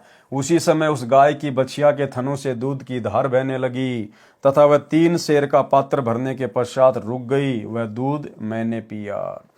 अब भाई और बहनों, करे करावे साइया, मन में लहर उठा, दादू सिर दर जीव के आप बगल हो जा। सारी की सारी लीला कबीर परमात्मा स्वयं ही करते हैं। ये अनंत कोटि कलाओं के स्वामी है। ये एक ही समय में अनंत करोड़ पदम रूप धारण कर सकते हैं। वो जो ऋषि थे वो भी खुद कबीर परमात्मा ही थे। अरे भला सारी सृष्टि का मालिक, सर्व सृष्टि को खिलाने पिलाने वाला और विष्णु के आशीर्वाद से दूध देने वाली गाय का दूध पिएगा क्या? और उस कुंवारी गाय में दूध कहाँ से आता है? गुरुदेव कहते हैं सतलोक से आता है। तो विष्णु भगवान की बेचारी की क्या औकात जो कुंवारी गाय के ऊपर थपकी मार दे और सतलोक से दूध आ जाए। ये सारा खेल परमात्मा स्वयं ही खेलता है, महिमा उनको दे देता है। मेरी तथा विष्णु जी की वार्ता की भाषा को कालू व गोदावरी समझ नहीं सके। वे मुझ 25 दिन के बालक को बोलते देखकर उस ऋषि रूप विष्णु का ही चमत्कार मान रहे थे तथा कुंवारी गाय द्वारा दूध देना भी उस ऋषि की कृपया जानकर दोनों ऋषि के चरणों में लिपट गए। मेरी पालक माता ने मुझे पालने से उठाया तथा उस ऋषि रूप में विराजमान विष्णु के चरणों में डाला। मैं जमीन पर नहीं गिरा। माता के हाथों से निकलकर जमीन से 4 फुट ऊपर हवा में पालने की तरह स्थिर हो गया। जब गोदावरी ने मुझे ऋषि के चरणों की ओर किया, भगवान विष्णु 3 कदम पीछे हट गए तथा बोले, माई, ये बालक परम शक्ति युक्त है, बड़ा होकर जनता का उपकार करेगा। इतना कहकर ऋषि रूपधारी विष्णु अपने लोक को चले दिए। मैं पुनः पालने में विराजमान हो गया। उस वाल्मीकि दंपत्ति कालू तथा गोदावरी ने मेरा हवा में स्थित होना भी ऋषि का ही करिश्मा जाना। इस कारण से मुझे कोई अवतारी पुरुष नहीं समझ सके। मैं भी यही चाहता था कि ये मुझे एक साधारण बालक ही समझें, जिससे इनकी वृद्ध अवस्था का समय मेरे लालन पालन में बीत जाए। और देखो भाई और बहनों, कितना दयालु परमात्मा है। उस कालू ने और उसकी पत्नी गोदावरी ने द्वापर युग में परमात्मा से उस समय नाम दीक्षा नहीं ली। उसके बावजूद भी भाई और बहनों, परमात्मा ने उनको अपने परम भगत के रूप में जन्म दिया, सम्मन और नेकी के रूप में। उसी सम्मन को फिर आगे अब्राहिम सुल्तान का जन्म दिया। तो भाई और बहनों, जरूरी नहीं है कि यह परमात्मा जब कोई इससे उपदेश लेगा तो ही उनको सर्व लाभ देगा, उन आत्माओं का उद्धार करेगा। ये सब कुछ परमात्मा ने पहले से ही निर्धारित किया हुआ है। जिस समय हम अपने पिता से धोखा करके सतलोक से काल के साथ आए थे, उसी समय इस कबीर परमात्मा सतगुरु रामपाल जी ने हमारे सतलोक वापस जाने का दिन समय निश्चित कर दिया था। उस बीच के समय में तो केवल हमने सजा भोगनी है, सजा कि अपने बाप के साथ में गद्दारी करने की, अपने भगवान के अंदर दोष देखने की कितनी बड़ी सजा मिलती है। ये जो अनंत करोड़ युगों से आप और हम भाई बहन जो यहाँ पर करोड़ों बार 84 लाख योनियों के कष्ट, करोड़ों बार स्त्री और पुरुष बनकर हमने जो असहनीय पीड़ाएं झेली है, कष्ट सहे हैं, ये हम वो सजा भोग रहे हैं अपने पिता से गद्दारी करने की। और जिस जिस आत्मा का वो समय पूरा हो जाएगा सजा का, परमेश्वर 100 बहाने बनाकर उस आत्मा को सतलोक में ले जाएंगे। मैं शिशु काल में ही तत्व ज्ञान की वाणी उच्चारण करने लगा। उस नगरी में अकाल गिर गया। मेरे माता पिता मुझे लेकर बनारस काशी आए तथा वहां रहने लगे। कलयुग में कालू का जन्म सम्मन रूप में तथा गोदावरी का जन्म नेकी के रूप में दिल्ली में हुआ। जो कबीर जी की शरण में आए उनका एक पुत्र शिव भी परमात्मा की शरण में आया। काशी नगर में एक सुदर्शन नाम का वाल्मीकि जाति का पुण्यात्मा मेरी वाणी सुनकर बहुत प्रभावित हुआ। मैंने सुदर्शन भगत को सृष्टि रचना सुनाई। सुदर्शन मेरी हम उम्र था। उस समय मेरी लीला में आयु 12 वर्ष की थी। जब काशी के विद्वानों से ज्ञान चर्चा होती थी सुदर्शन भी मेरे साथ जाता था। एक दिन सुदर्शन ने कहा, हे करुणामय, आप जो ज्ञान सुनाते हो इसका समर्थन कोई भी ऋषि नहीं करता। आपके ज्ञान पर कैसे विश्वास हो? हे करुणामय, आप ऐसी कृपा करो जिससे मेरा भ्रम दूर हो जाए। हे धर्मदास, मैंने उस प्यारी आत्मा सुदर्शन को सतलोक के दर्शन कराए। आपकी तरह उसको भी 3 दिन तक ऊपर के सर्वलोकों में ले गया। सुदर्शन का पंच भौतिक शरीर अचेत हो गया। सुदर्शन भी अपने माता पिता का इकलौता पुत्र था। अपने इकलौते पुत्र को मृत तुल्य देखकर उसके माता पिता विलाप करने लगे तथा हमारे घर आकर मेरे माता पिता से झगड़ा करने लगे। कहा कि तुम्हारे करुण ने हमारे बच्चे को जादू जंत्र कर दिया, वह सेवड़ा है। हमारा पुत्र मर गया तो हम आपके विरुद्ध राजा को शिकायत करेंगे। मेरे माता पिता ने मेरे से उन्हीं के सामने पूछा, हे करुण, सच बता, तूने क्या कर दिया उस सुदर्शन को? मैंने कहा, वह सतलोक देखना चाहता था, इसलिए उसे सतलोक दर्शन के लिए भेजा है। शीघ्र ही लौट आएगा। कई वैद्य बुलाए, कई झाड़ फूक करने वाले बुलाए, कोई लाभ नहीं हुआ। तीसरे दिन सुदर्शन के माता पिता रोते हुए मेरे पास आए। बोले, बेटा करुण, हमारे पुत्र को ठीक कर दे, हम तेरे आगे हाथ जोड़ते हैं। मैंने कहा, माई, तुम्हारा पुत्र नहीं मरेगा। मेरे परमेश्वर कबीर साहिब को अपने साथ अपने घर ले गए। मेरे माता पिता भी साथ गए। आसपास के व्यक्ति भी वहां उपस्थित थे। मैंने सुदर्शन के शीश को पकड़कर हिलाया तथा कहा, हे सुदर्शन, वापिस आ जा, तेरे माता पिता बहुत व्याकुल हैं। इतना कहते ही सुदर्शन ने आंखें खोली, चारों ओर देखा, अपने सिर की ओर मुझे नहीं देख सका। उठ बैठकर बोला, परमेश्वर करुणा में कहाँ है? रोने लगा, कहाँ गए परमेश्वर करुणा में? उपस्थित व्यक्तियों ने पूछा, क्या करुण को ढूंढ रहा है? देख, यहां बैठा है तेरे पीछे।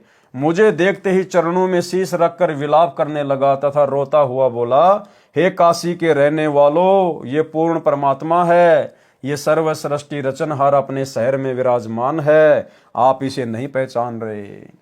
और भाई और बहनों, हम सभी सत्सेवक भाई बहन पिछले 8-10 वर्षों से चिल्ला कर वीडियो बना बना के, दुनिया तो खैर कहाँ समझेगी, हम अपने भगत भाई बहनों को समझाने का प्रयास कर रहे हैं। जो भगत भाई बहन सतलोक आश्रमों से जुड़े हुए हैं, वो भाई बहन भी आज अपने गुरुदेव को परमात्मा के रूप में नहीं मान रहे, नहीं पहचान रहे, नहीं समझ रहे। ये मेरे साथ ऊपर के लोक में गया। ऊपर के लोक में ये पूर्ण परमात्मा के रूप में एक सफेद गुंबद में विराजमान है। यही दोनों रूपों में लीला कर रहा है। सर्व व्यक्ति कहने लगे, इस कालू के पुत्र ने भिखू के पुत्र पर जादू कर दिया है, जिस कारण से इसका दिमाग चल गया है। इस करुण को ही परमात्मा कह रहा है। भला हो भगवान का भिखू का बेटा जीवित हो गया, नहीं तो बेचारों का कोई बुढ़ापे का सहारा ही नहीं था। ये कहकर सर्व अपने अपने घर चले गए। भिखू तथा उसकी पत्नी सुखवंती अपने पुत्र को जीवित देखकर अति प्रसन्न हुए। भगवान विष्णु का प्रसाद बनाया, पूरे मोहल्ले में बांटा गया। सुदर्शन ने मुझसे उपदेश लिया। अपने माता पिता भिखू तथा सुखी को भी मेरे से उपदेश लेने को कहा। दोनों ने बहुत विरोध किया तथा कहा, ये कालू का पुत्र पूर्ण परमात्मा नहीं है बेटा, इसने तेरे ऊपर जादू जंत्र करके मूर्ख बनाया हुआ है। भगवान विष्णु से बड़ा कोई नहीं है। सुदर्शन ने मुझसे कहा, है प्रभु, कृपया मुझे अपनी शरण में रखना। मेरे माता पिता का कोई दोष नहीं है। सर्व मानव समाज इसी ज्ञान पर अटका है।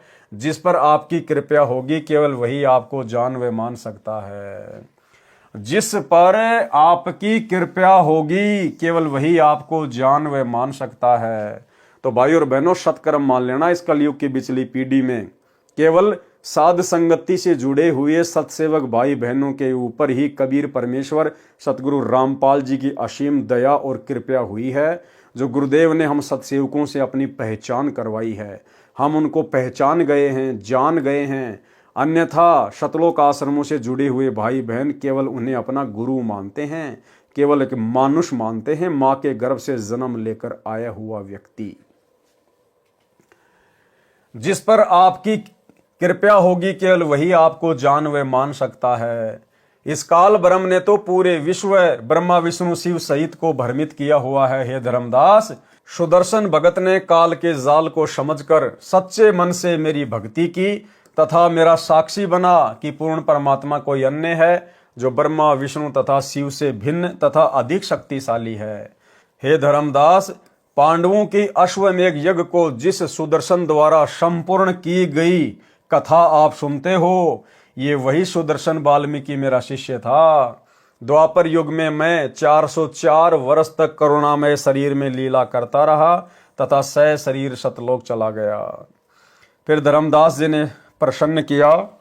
धर्मदास ने प्रश्न किया, हे प्रभु, आपकी कृपा द्वापर युग में और किन किन पुण्यात्माओं पर हुई? उत्तर दिया गुरुदेव भगवान ने।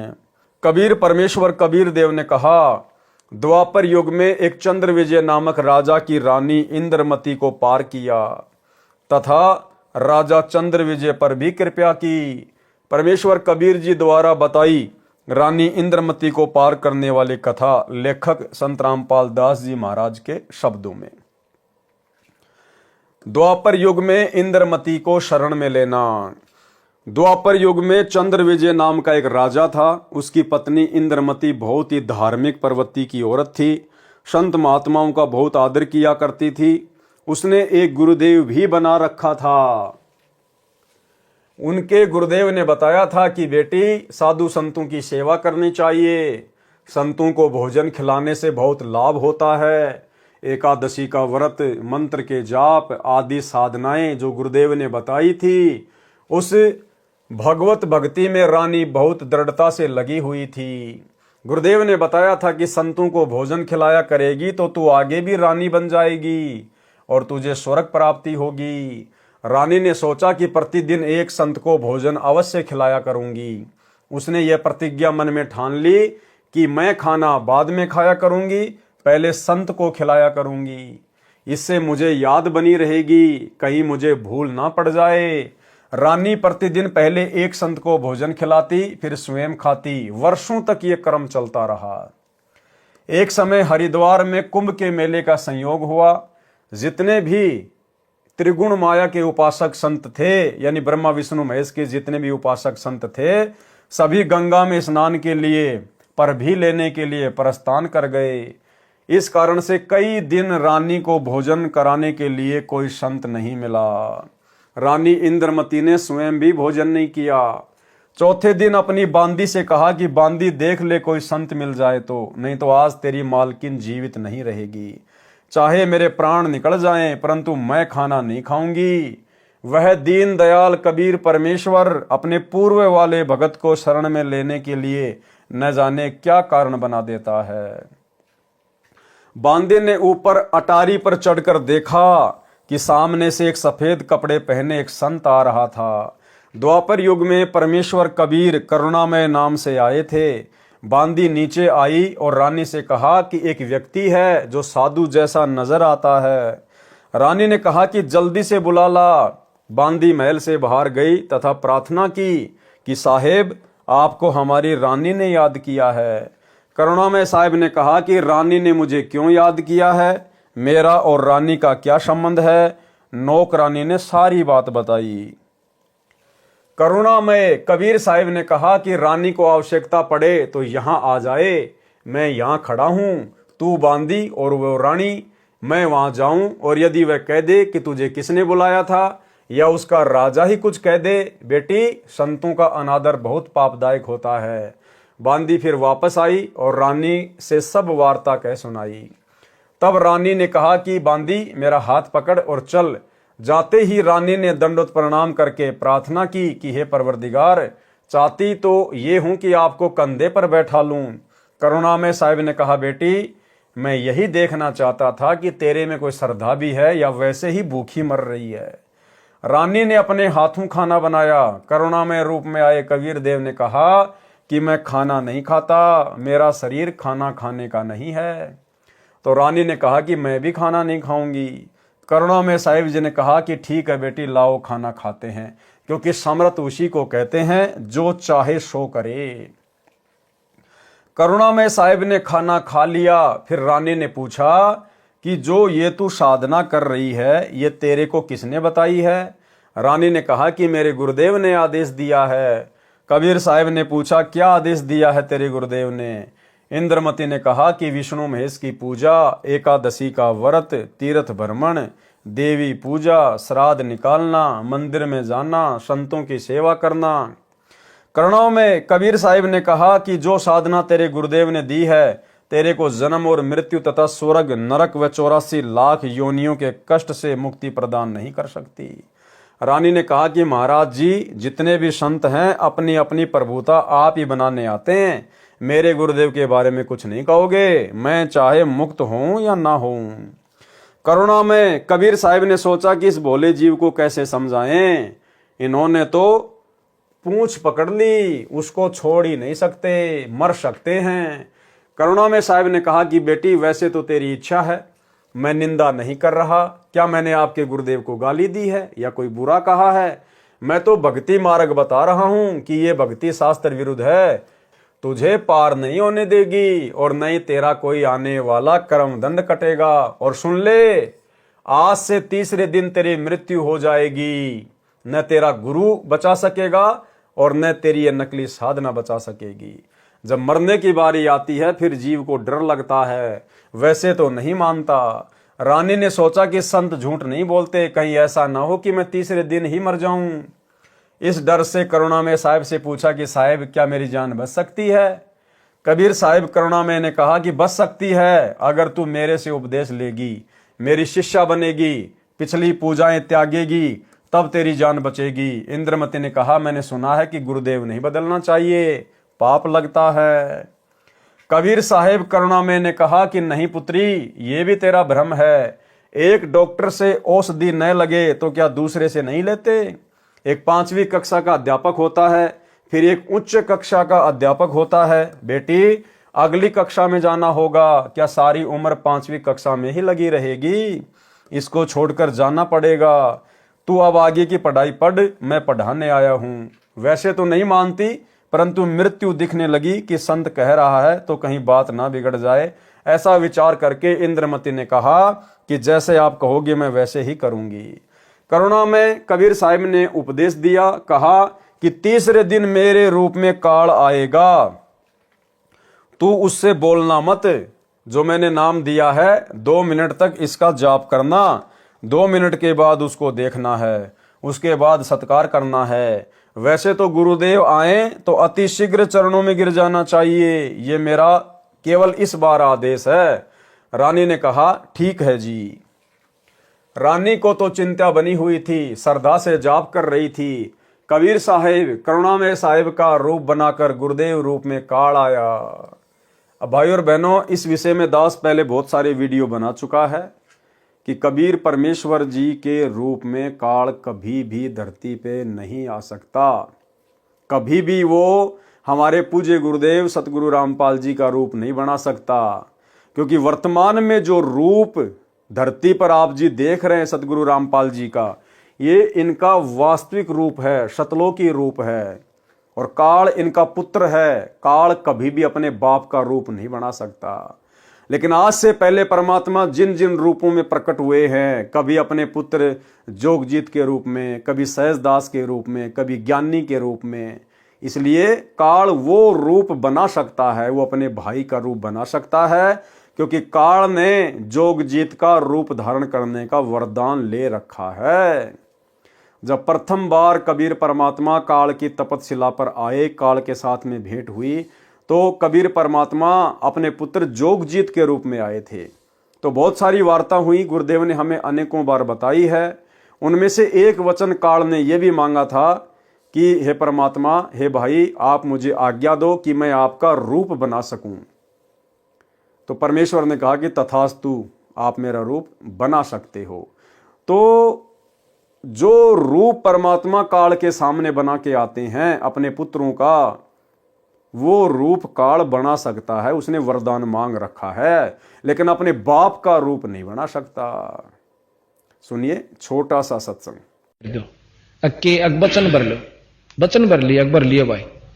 न्यो बोला जी कि चारों युगों में, 3 युगा में जीव थोड़े ले जाना, सतयुग, त्रेता और द्वापर, और चौथा युग जब आवे कलयुग, कितने ले जाइयो। न्यो बोला वह बढ़िया ढाई तन तया।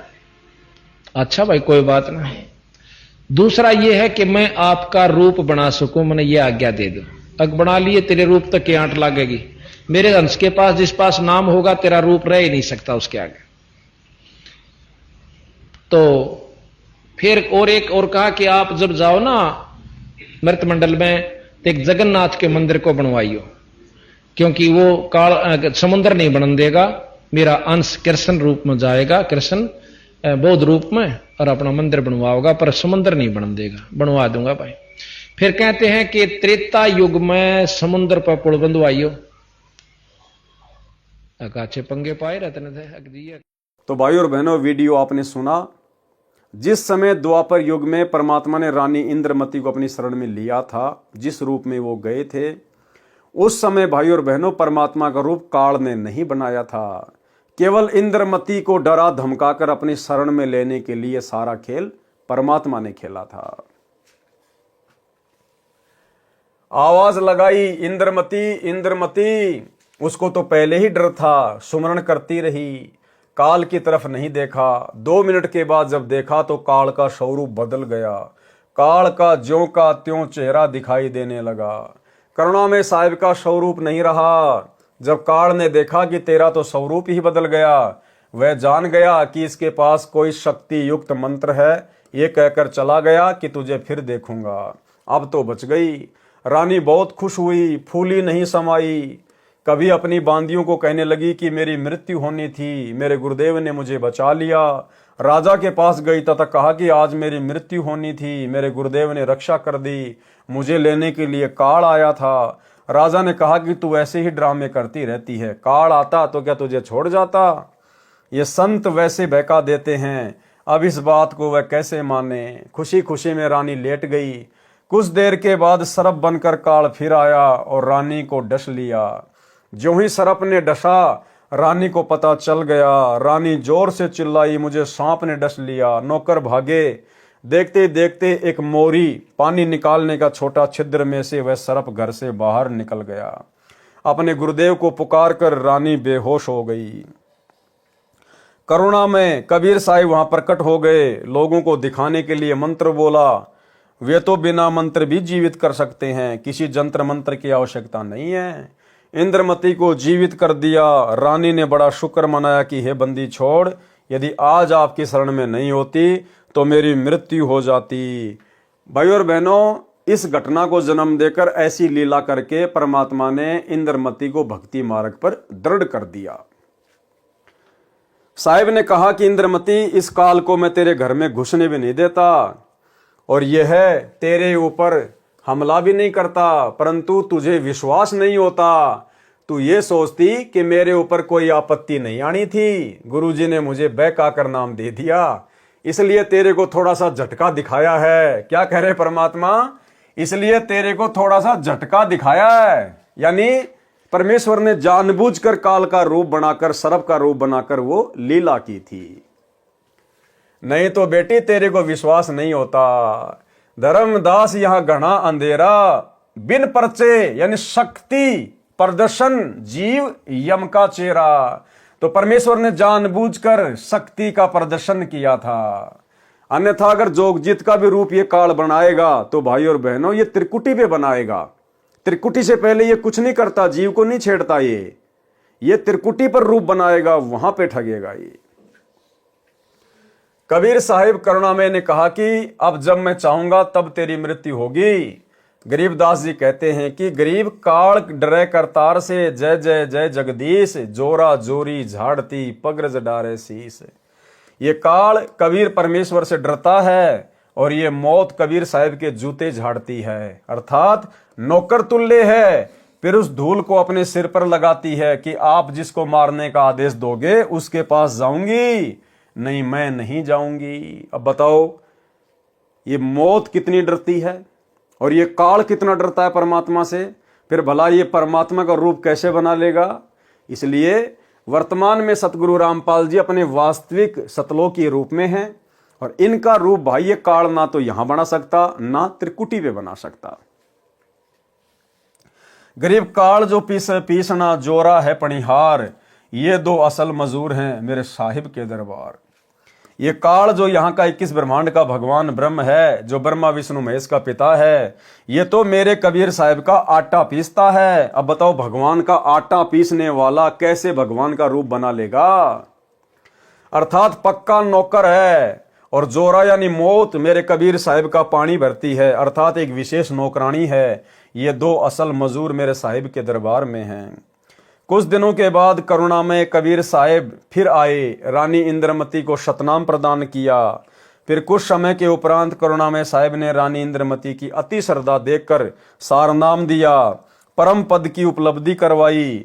परमेश्वर करुणामय रूप से रानी के घर दर्शन देने जाते रहते थे तो इंद्रमती प्रार्थना किया करती थी कि मेरे पति राजा को समझाओ मालिक, ये भी मान जाए आपके चरणों में आ जाए तो मेरा जीवन सफल हो जाएगा। अब ये भी जीव की कमजोरी होती है कि मेरा पति भी आपके चरणों में आ जाए तो मेरा जीवन सफल हो जाए, ये भी जीव की एक कमजोरी होती है। चंद्र विजय से कबीर साहिब ने प्रार्थना की कि चंद्र विजय आप भी नाम लो, ये 2 दिन का राज और ठाट है, फिर 84 लाख योनियों में प्राणी चला जाएगा। चंद्र विजय ने कहा कि भगवान मैं तो नाम लूं नहीं और आपकी शिष्या को मना करूं नहीं, चाहे सारे खजाने को ही दान करो, चाहे किसी प्रकार का सत्संग करवाओ, मैं मना नहीं करूंगा। कबीर साहिब करुणामय ने पूछा आप नाम क्यों नहीं लोगे। चंद्र विजय राजा ने कहा कि मैंने तो बड़े बड़े राजाओं की पार्टियों में जाना पड़ता है। करुणामय कबीर साहिब ने कहा कि पार्टियों में जाने में नाम में क्या बाधा है, सभा में जाओ, वहां काजू खाओ, दूध पियो, शरबत जूस पी लो, शराब मत प्रयोग करो, शराब पीना महापाप है। परंतु राजा नहीं माना। रानी की प्रार्थना पर करुणामय कबीर साहिब ने राजा को फिर समझाया कि नाम के बिना ये जीवन ऐसे ही व्यर्थ हो जाएगा, आप नाम ले लो। अब देखो भाई और बहनों, यहां पर एक पॉइंट है जो हम सब ने समझना है। करुणा में कबीर साहिब ने कहा कि पार्टियों में जाने में नाम को क्या बाधा करेगा, यानी आप पार्टियों में जाते हो जाओ, उससे नाम पे क्या दिक्कत आएगी। सभा में जाओ, वहां काजू खाओ, दूध पियो, शरबत जूस पियो, शराब मत पियो। तो कहीं कोई भाई ये सोच ले कि भाई हम भी पार्टियों में जा सकते हैं, हमने केवल वहां पर भंडारा तो नहीं खाना, जूस वास पी लेंगे, सादा भोजन कर लेंगे, बकवाद नहीं करेंगे। लेकिन भाई और बहनों, वर्तमान समय में ये बकवाद भी नहीं चलेगी। आप कहीं भी जॉब करते हैं, आपके बॉस के लड़के का जन्मदिन है, तो आप इस बात को आधार बना के कहीं पार्टी में चले जाओ कि भाई गुरुजी ने कह रखा है कबीर सागर के सरलार्थ में कि पार्टी में जाने से थोड़ी नाम खंड होता है। भाई और बहनों, वर्तमान में खंड होगा, वर्तमान में मर्यादा टूटेगी। वर्तमान में हमने ऐसी किसी पार्टी में नहीं जाना है ये सोचकर कि वहां पर सादा खाना खा लूंगा और कोई बकवाद नहीं करूंगा। ये वर्तमान में बिल्कुल भी नहीं चलेगा। वर्तमान में यदि आप किसी जन्मदिन की पार्टी में जाओगे या अन्य किसी फंक्शन में जाओगे तो उस भीड़ में भीड़ करने के कारण आपका समर्थन हो गया, आपका सहयोग हो गया। उस पार्टी में जाने मात्र से आपका सहयोग माना जाएगा और तुरंत आपकी मर्यादा खंडित होगी। अगर ज्ञान समझ में आ गया, भगवान समझ में आ गया, तो ऐसी बकवादों की तरफ तो हमने मुंह करके भी नहीं सोना, मुंह करके भी। हाँ, यदि आपके घर में ही यदि कोई जन्मदिन पार्टी मना रहा है, परमात्मा के ज्ञान को नहीं मानता है, तो घर छोड़ के तो हम जाएंगे नहीं। हमने उस दिन उनकी किसी भी फालतू की पूजा पाठ में, बकवादों में सहयोग नहीं करना। बाकी घर आए को खाना खिला सकते हैं, हम सेवा हम कर सकते हैं, लेकिन फालतू की पूजा पाठ या बकवाद में हमने कोई सहयोग नहीं करना है। रानी की प्रार्थना पर करुणा में कबीर साहब ने राजा को फिर समझाया कि नाम के बिना ये जीवन ऐसे ही व्यर्थ हो जाएगा, आप नाम ले लो। राजा ने फिर कहा कि गुरुजी, मुझे नाम के लिए मत कहना, आपकी शिष्या को मैं मना नहीं करूंगा, चाहे कितना ही दान करे, कितना ही सत्संग करवाए। साहिब ने कहा कि बेटी, इस 2 दिन के झूठे सुख को देखकर इसकी बुद्धि भ्रष्ट हो चुकी है, तू प्रभु के चरणों में लगी रहे, अपना आत्म कल्याण करवा। मृत्यु के उपरांत कोई किसी का पति नहीं, कोई किसी की पत्नी नहीं, 2 दिन का संबंध है, अपना कर्म बना बेटी। जब इंद्रमती 80 वर्ष की बूढ़ी हुई, कहाँ 40 साल की उम्र में मर जाना था। जब शरीर भी हिलने लगा तब करुणा में कबीर साहिब बोले, अब बोल इंद्रमती, क्या चाहती है? चलना चाहती है सतलोक? इंद्रमती ने कहा कि प्रभु तैयार हूं, बिल्कुल तैयार हूं दाता। करुणा में साहिब ने कहा कि तेरे पोते या पोती या किसी अन्य सदस्य में कोई ममता तो नहीं है? रानी ने कहा बिल्कुल नहीं साहेब, आपने ज्ञान ही ऐसा निर्मल दे दिया, इस गंदे लोक की क्या इच्छा करूं। कबीर साहिब करुणा में जी ने कहा कि चल बेटी। रानी प्राण त्याग गई। भाई और बहनों, आने वाले समय में इस सत भक्ति के प्रभाव से, मर्यादा में रहकर आजीवन भक्ति करने के प्रभाव से, आने वाले समय में आप और हम भगत भाई बहनों के भी इसी प्रकार से शरीर छूटेंगे। ना कोई बीमारी से, ना कोई रोग से, ना एक्सीडेंट से, ना लड़ाई झगड़े से। बिल्कुल जैसे पका हुआ आम जरा सी हवा लगते ही तुरंत टूट के नीचे गिर जाता है, इस प्रकार से भगत का शरीर छूटता है। लेकिन दुर्भाग्य, वर्तमान में सतलोक आश्रमों से जुड़े हुए भगत भाई बहनों की किस प्रकार से एक्सीडेंट में, लड़ाई झगड़ों में, फांसी खा खा के, कोरोना में, बीमारियों से अकाल मृत्यु हो रही है। आश्रमों में सेवा करते करते भगत लोग ट्रैक्टर के नीचे दब दब के मर रहे हैं, पानी के टैंकर में मर रहे हैं आश्रमों में। और फिर भी पीला पर्चा निकाल के भगत समाज को गुमराह कर दिया जाता है कि गुरुजी का आदेश आ गया, वो तो मेरा सैनिक था, वो तो सतलोक गया। जबकि परमात्मा क्या कह रहे हैं, ये मौत परमात्मा के हुक्म से चलती है कि हे परमेश्वर, आप जिसके पास जाने को कहोगे उसी के पास जाऊंगी, अन्यथा आपके भगत को हाथ भी नहीं लगाऊंगी। और भाई और बहनों, अगर भक्तों की मौत भी इसी प्रकार से भक्तिहीन जगत वाले लोगों की तरह एक्सीडेंट में यानी किसी बीमारी से तड़प तड़प के होगी, फिर एक भक्ति करने वाले भगत में और बकवाद करने वाले जगत के व्यक्ति में भला क्या अंतर हो गया? अगर जगत वालों की तरह ही भगत को मरना है तो एक छोटा सा सत्संग जिसमें गुरुदेव यही समझा रहे हैं कि मेरे भक्तों की मौत जगत वालों की तरह नहीं होगी। सुनिए सत्संग। परमात्मा कहते हैं, भाई कहाँ जन्मे कहाँ पाले पोसे, और खूब लड़ाए लाडे, ना बेरा इस देह के कहाँ खंडेंगे हाडे, ना जर बेरा कित मारेगा काल। कबीर कहाँ गर्बियो ये काल गह करके से, ना बेरा कित मारेगा यो के घर के परदेश। कहते हैं के फूला फिर ऐसे छोटे से नकली सुख मान रहा तू, और काल जो है तेरे बाल पकड़ेगा। काल गह कर केश, कर माने हाथ, केस माने बाल, और ना बेरा कित मारेगा के घर के प्रदेश। अब आपने उस आंध्र प्रदेश के मुख्यमंत्री की स्थिति देखी, ने कहा रहे किसी जगह मारेगा काल की तो पानी पैनी अभी ना पावे, वहां पटका ठाक है 3 दिन मत नो बेरा पट्टा पड़ा कहाँ पर है। तो पुण्यात्माओं, बात ये नहीं कि वो मर गए इस तरीके से, लेकिन जो थोड़े से जिनको हम बड़े व्यक्ति मानते हैं उनकी दुर्गति होती दिखे ना, जब ये मन पापी ठीक ठिकाना आ जाता है। आम आदमी तो रोजमर्रा है, उसकी तो चिंता नहीं, मानते नहीं। ऐसे जो जिनको हम सुप्रीम पावर माना थे, मुख्यमंत्री बिरानी के पहाड़ मानते थे हम बिना ज्ञान में, और उसकी के दुर्गति हुई। कहते हैं जो भक्ति नहीं करता उनके ये बिरान माटी होंगी, और जो परमात्मा का नाम लेता है उनके साथ ऐसा नहीं होगा, ये गारंटीड बात है। अगर इतना भी अंतर नहीं है तो फिर भगवान की आवश्यकता ही समाप्त हो जाती है। ध्रुव प्रहलाद मीराबाई के इतिहास देख लो, मीराबाई को विष पिलाया गया था, विष भी अमृत बन गया उस परमात्मा की भक्ति और शक्ति से। इसलिए पुण्यात्माओं, आप जो ये क्रिया कर रहे हैं आपका घनी काम आओगी। अब तो आपको ना इतना महसूस हो रहा है, लेकिन आने वाले समय में कहते हैं कल पे कारण कौन है, कर सेवा अपनी काम, और मन इच्छा फल देऊंगा जो पड़े मेरे ते काम। आपका मित्र है मुख्यमंत्री, आपका मित्र है प्रधानमंत्री, आपका एक्सीडेंट हो जाता है, एक्सीडेंट में मृत्यु हो जाती है, वो नहीं बचा सकता, चाहे आपको कितना ही निकटतम है, वो स्वयं अपनी जान नहीं बचा सकता। तो वहाँ धनी का रोल शुरू हो जाता है, जहाँ परमात्मा का रोल शुरू होता है, जो ऐसे स्थान पर आपकी रक्षा करेगा। तो हमने इन अन्य सहारों को त्याग कर परमात्मा का आसरा ही लेना चाहिए। तो भाई और बहनों, आप और हमने तो गुरुदेव की मर्यादा में रह के भक्ति करके, और हमने तो सहज मृत्यु को प्राप्त होना है, सहज मृत्यु को। और ये पहचान है, जब तक भगत सहज मृत्यु को प्राप्त नहीं होगा वो कभी भी सतलोक नहीं जा सकता। परमेश्वर कबीर जी करुणा में रानी इंद्रमती की आत्मा को ऊपर ले गए। इसी ब्रह्मांड में एक मानसरोवर है, उस मानसरोवर में इस आत्मा को स्नान कराना होता है। इंद्रमती को वहां पर कुछ समय तक रखा। करुणामय रूप में कबीर परमेश्वर जी ने रानी से पूछा कि तेरी कुछ इच्छा तो नहीं है?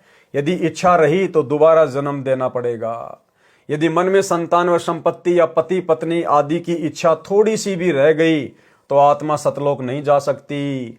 इंद्रमती ने कहा, साहेब आप तो अंतर्यामी हो, कोई इच्छा नहीं है, आपके चरणों की इच्छा है। केवल एक मन में शंका बनी हुई है कि मेरा जो पति था उसने मुझे किसी भी धार्मिक कर्म के लिए कभी मना नहीं किया, नहीं तो आजकल के पति अपनी पत्नियों को बाधा कर देते हैं। यदि वह मुझे मना कर देता तो मैं आपके चरणों में नहीं लग पाती, मेरा कल्याण नहीं होता। उसका इस शुभ कर्म में सहयोग का कुछ लाभ मिलता हो तो कभी उस पर भी दया करना दाता। अब भाई और बहनों, ये भी कमजोरी है। हमने केवल शिक्षा लेनी है, शिक्षा। ये कथाएं हमारे मनोरंजन के लिए नहीं है, हर एक कथा का एक सारांश निकलता है।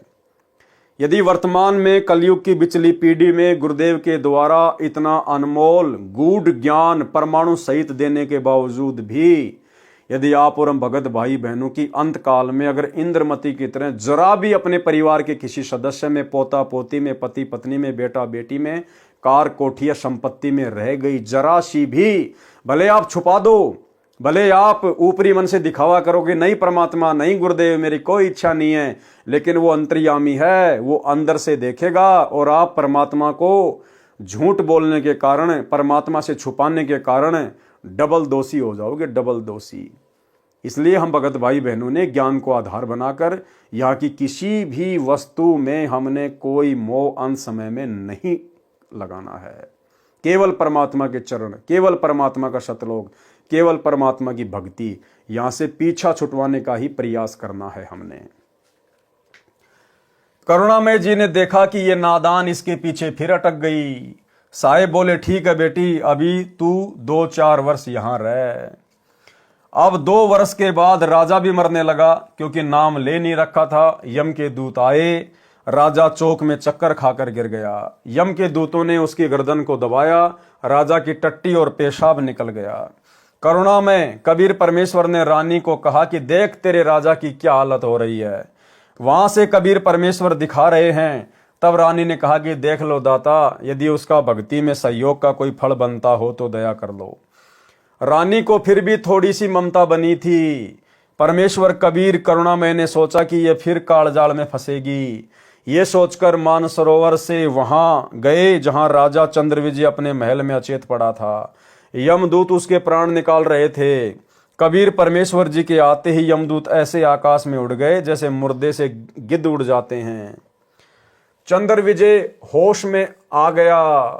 सामने करुणामय रूप में परमेश्वर कबीर जी खड़े थे। केवल चंद्रविजय को दिखाई दे रहे थे, किसी अन्य को दिखाई नहीं दे रहे थे। चंद्रविजय चरणों में गिरकर याचना करने लगा, मुझे क्षमा कर दो दाता, मेरी जान बचाओ, क्योंकि उसने देखा कि तेरी जान जाने वाली है। जब इस जीव की आंख खुलती है कि अब तो बात बिगड़ गई। राजा चंद्रविजय गिड़गिड़ाता हुआ बोला, मुझे क्षमा कर दो दाता, मेरी जान बचा लो मालिक। कबीर परमेश्वर ने कहा, राजा आज भी वही बात है, उस दिन भी वही बात थी, नाम लेना होगा। राजा ने कहा, मैं नाम ले लूंगा जी, अभी ले लूंगा नाम। कबीर परमेश्वर ने नाम उपदेश दिया तथा कहा कि अब मैं तुझे 2 वर्ष की आयु दूंगा। यदि इसमें एक श्वास भी खाली चला गया तो फिर कर्म दंड रह जाएगा। कबीर जीवन तो थोड़ा ही भला, जय सत सुमरण होय, लाख बरस का जीवना लेख धरे न कोई। शुभ कर्म में सहयोग दिया हुआ पिछला कर्म और साथ में श्रद्धा से 2 वर्ष के सुमरण से तथा तीनों नाम प्राप्त करके कबीर साहिब चंद्र विजय को भी पार कर ले गए। बोलो सतगुरुदेव की जय। फिर धर्मदास जी ने प्रश्न किया। धर्मदास जी ने कहा, हे कबीर परमेश्वर, हमारे को तो ब्राह्मणों विद्वानों ने यही बताया था कि पांडवों की अश्वमेघ यज्ञ को श्री कृष्ण भगत सुदर्शन सुपच ने सफल की थी तथा भगवान कृष्ण जी ने गीता में कहा कि अर्जुन युद्ध कर, तुझे कोई पाप नहीं लगेगा। ये सर्व योद्धा मेरे द्वारा पहले से मार दिए गए हैं, तू निमित्त मात्र बन जा। कहीं तू युद्ध में मारा गया तो स्वर्ग जाएगा, यदि तू युद्ध में मारा गया तो स्वर्ग जाएगा, यदि युद्ध में जीत गया तो पृथ्वी के राज्य का सुख भोगेगा। उत्तर दिया कबीर परमात्मा ने। कबीर परमेश्वर जी ने कहा, धर्मदास, सुदर्शन सुपथ श्री कृष्ण भगत नहीं था, वह पूर्ण ब्रह्म का उपासक था। सुन पांडवों के यज्ञ के संपूर्ण होने की कथा। कृपया निम्न पढ़े पाठक जन।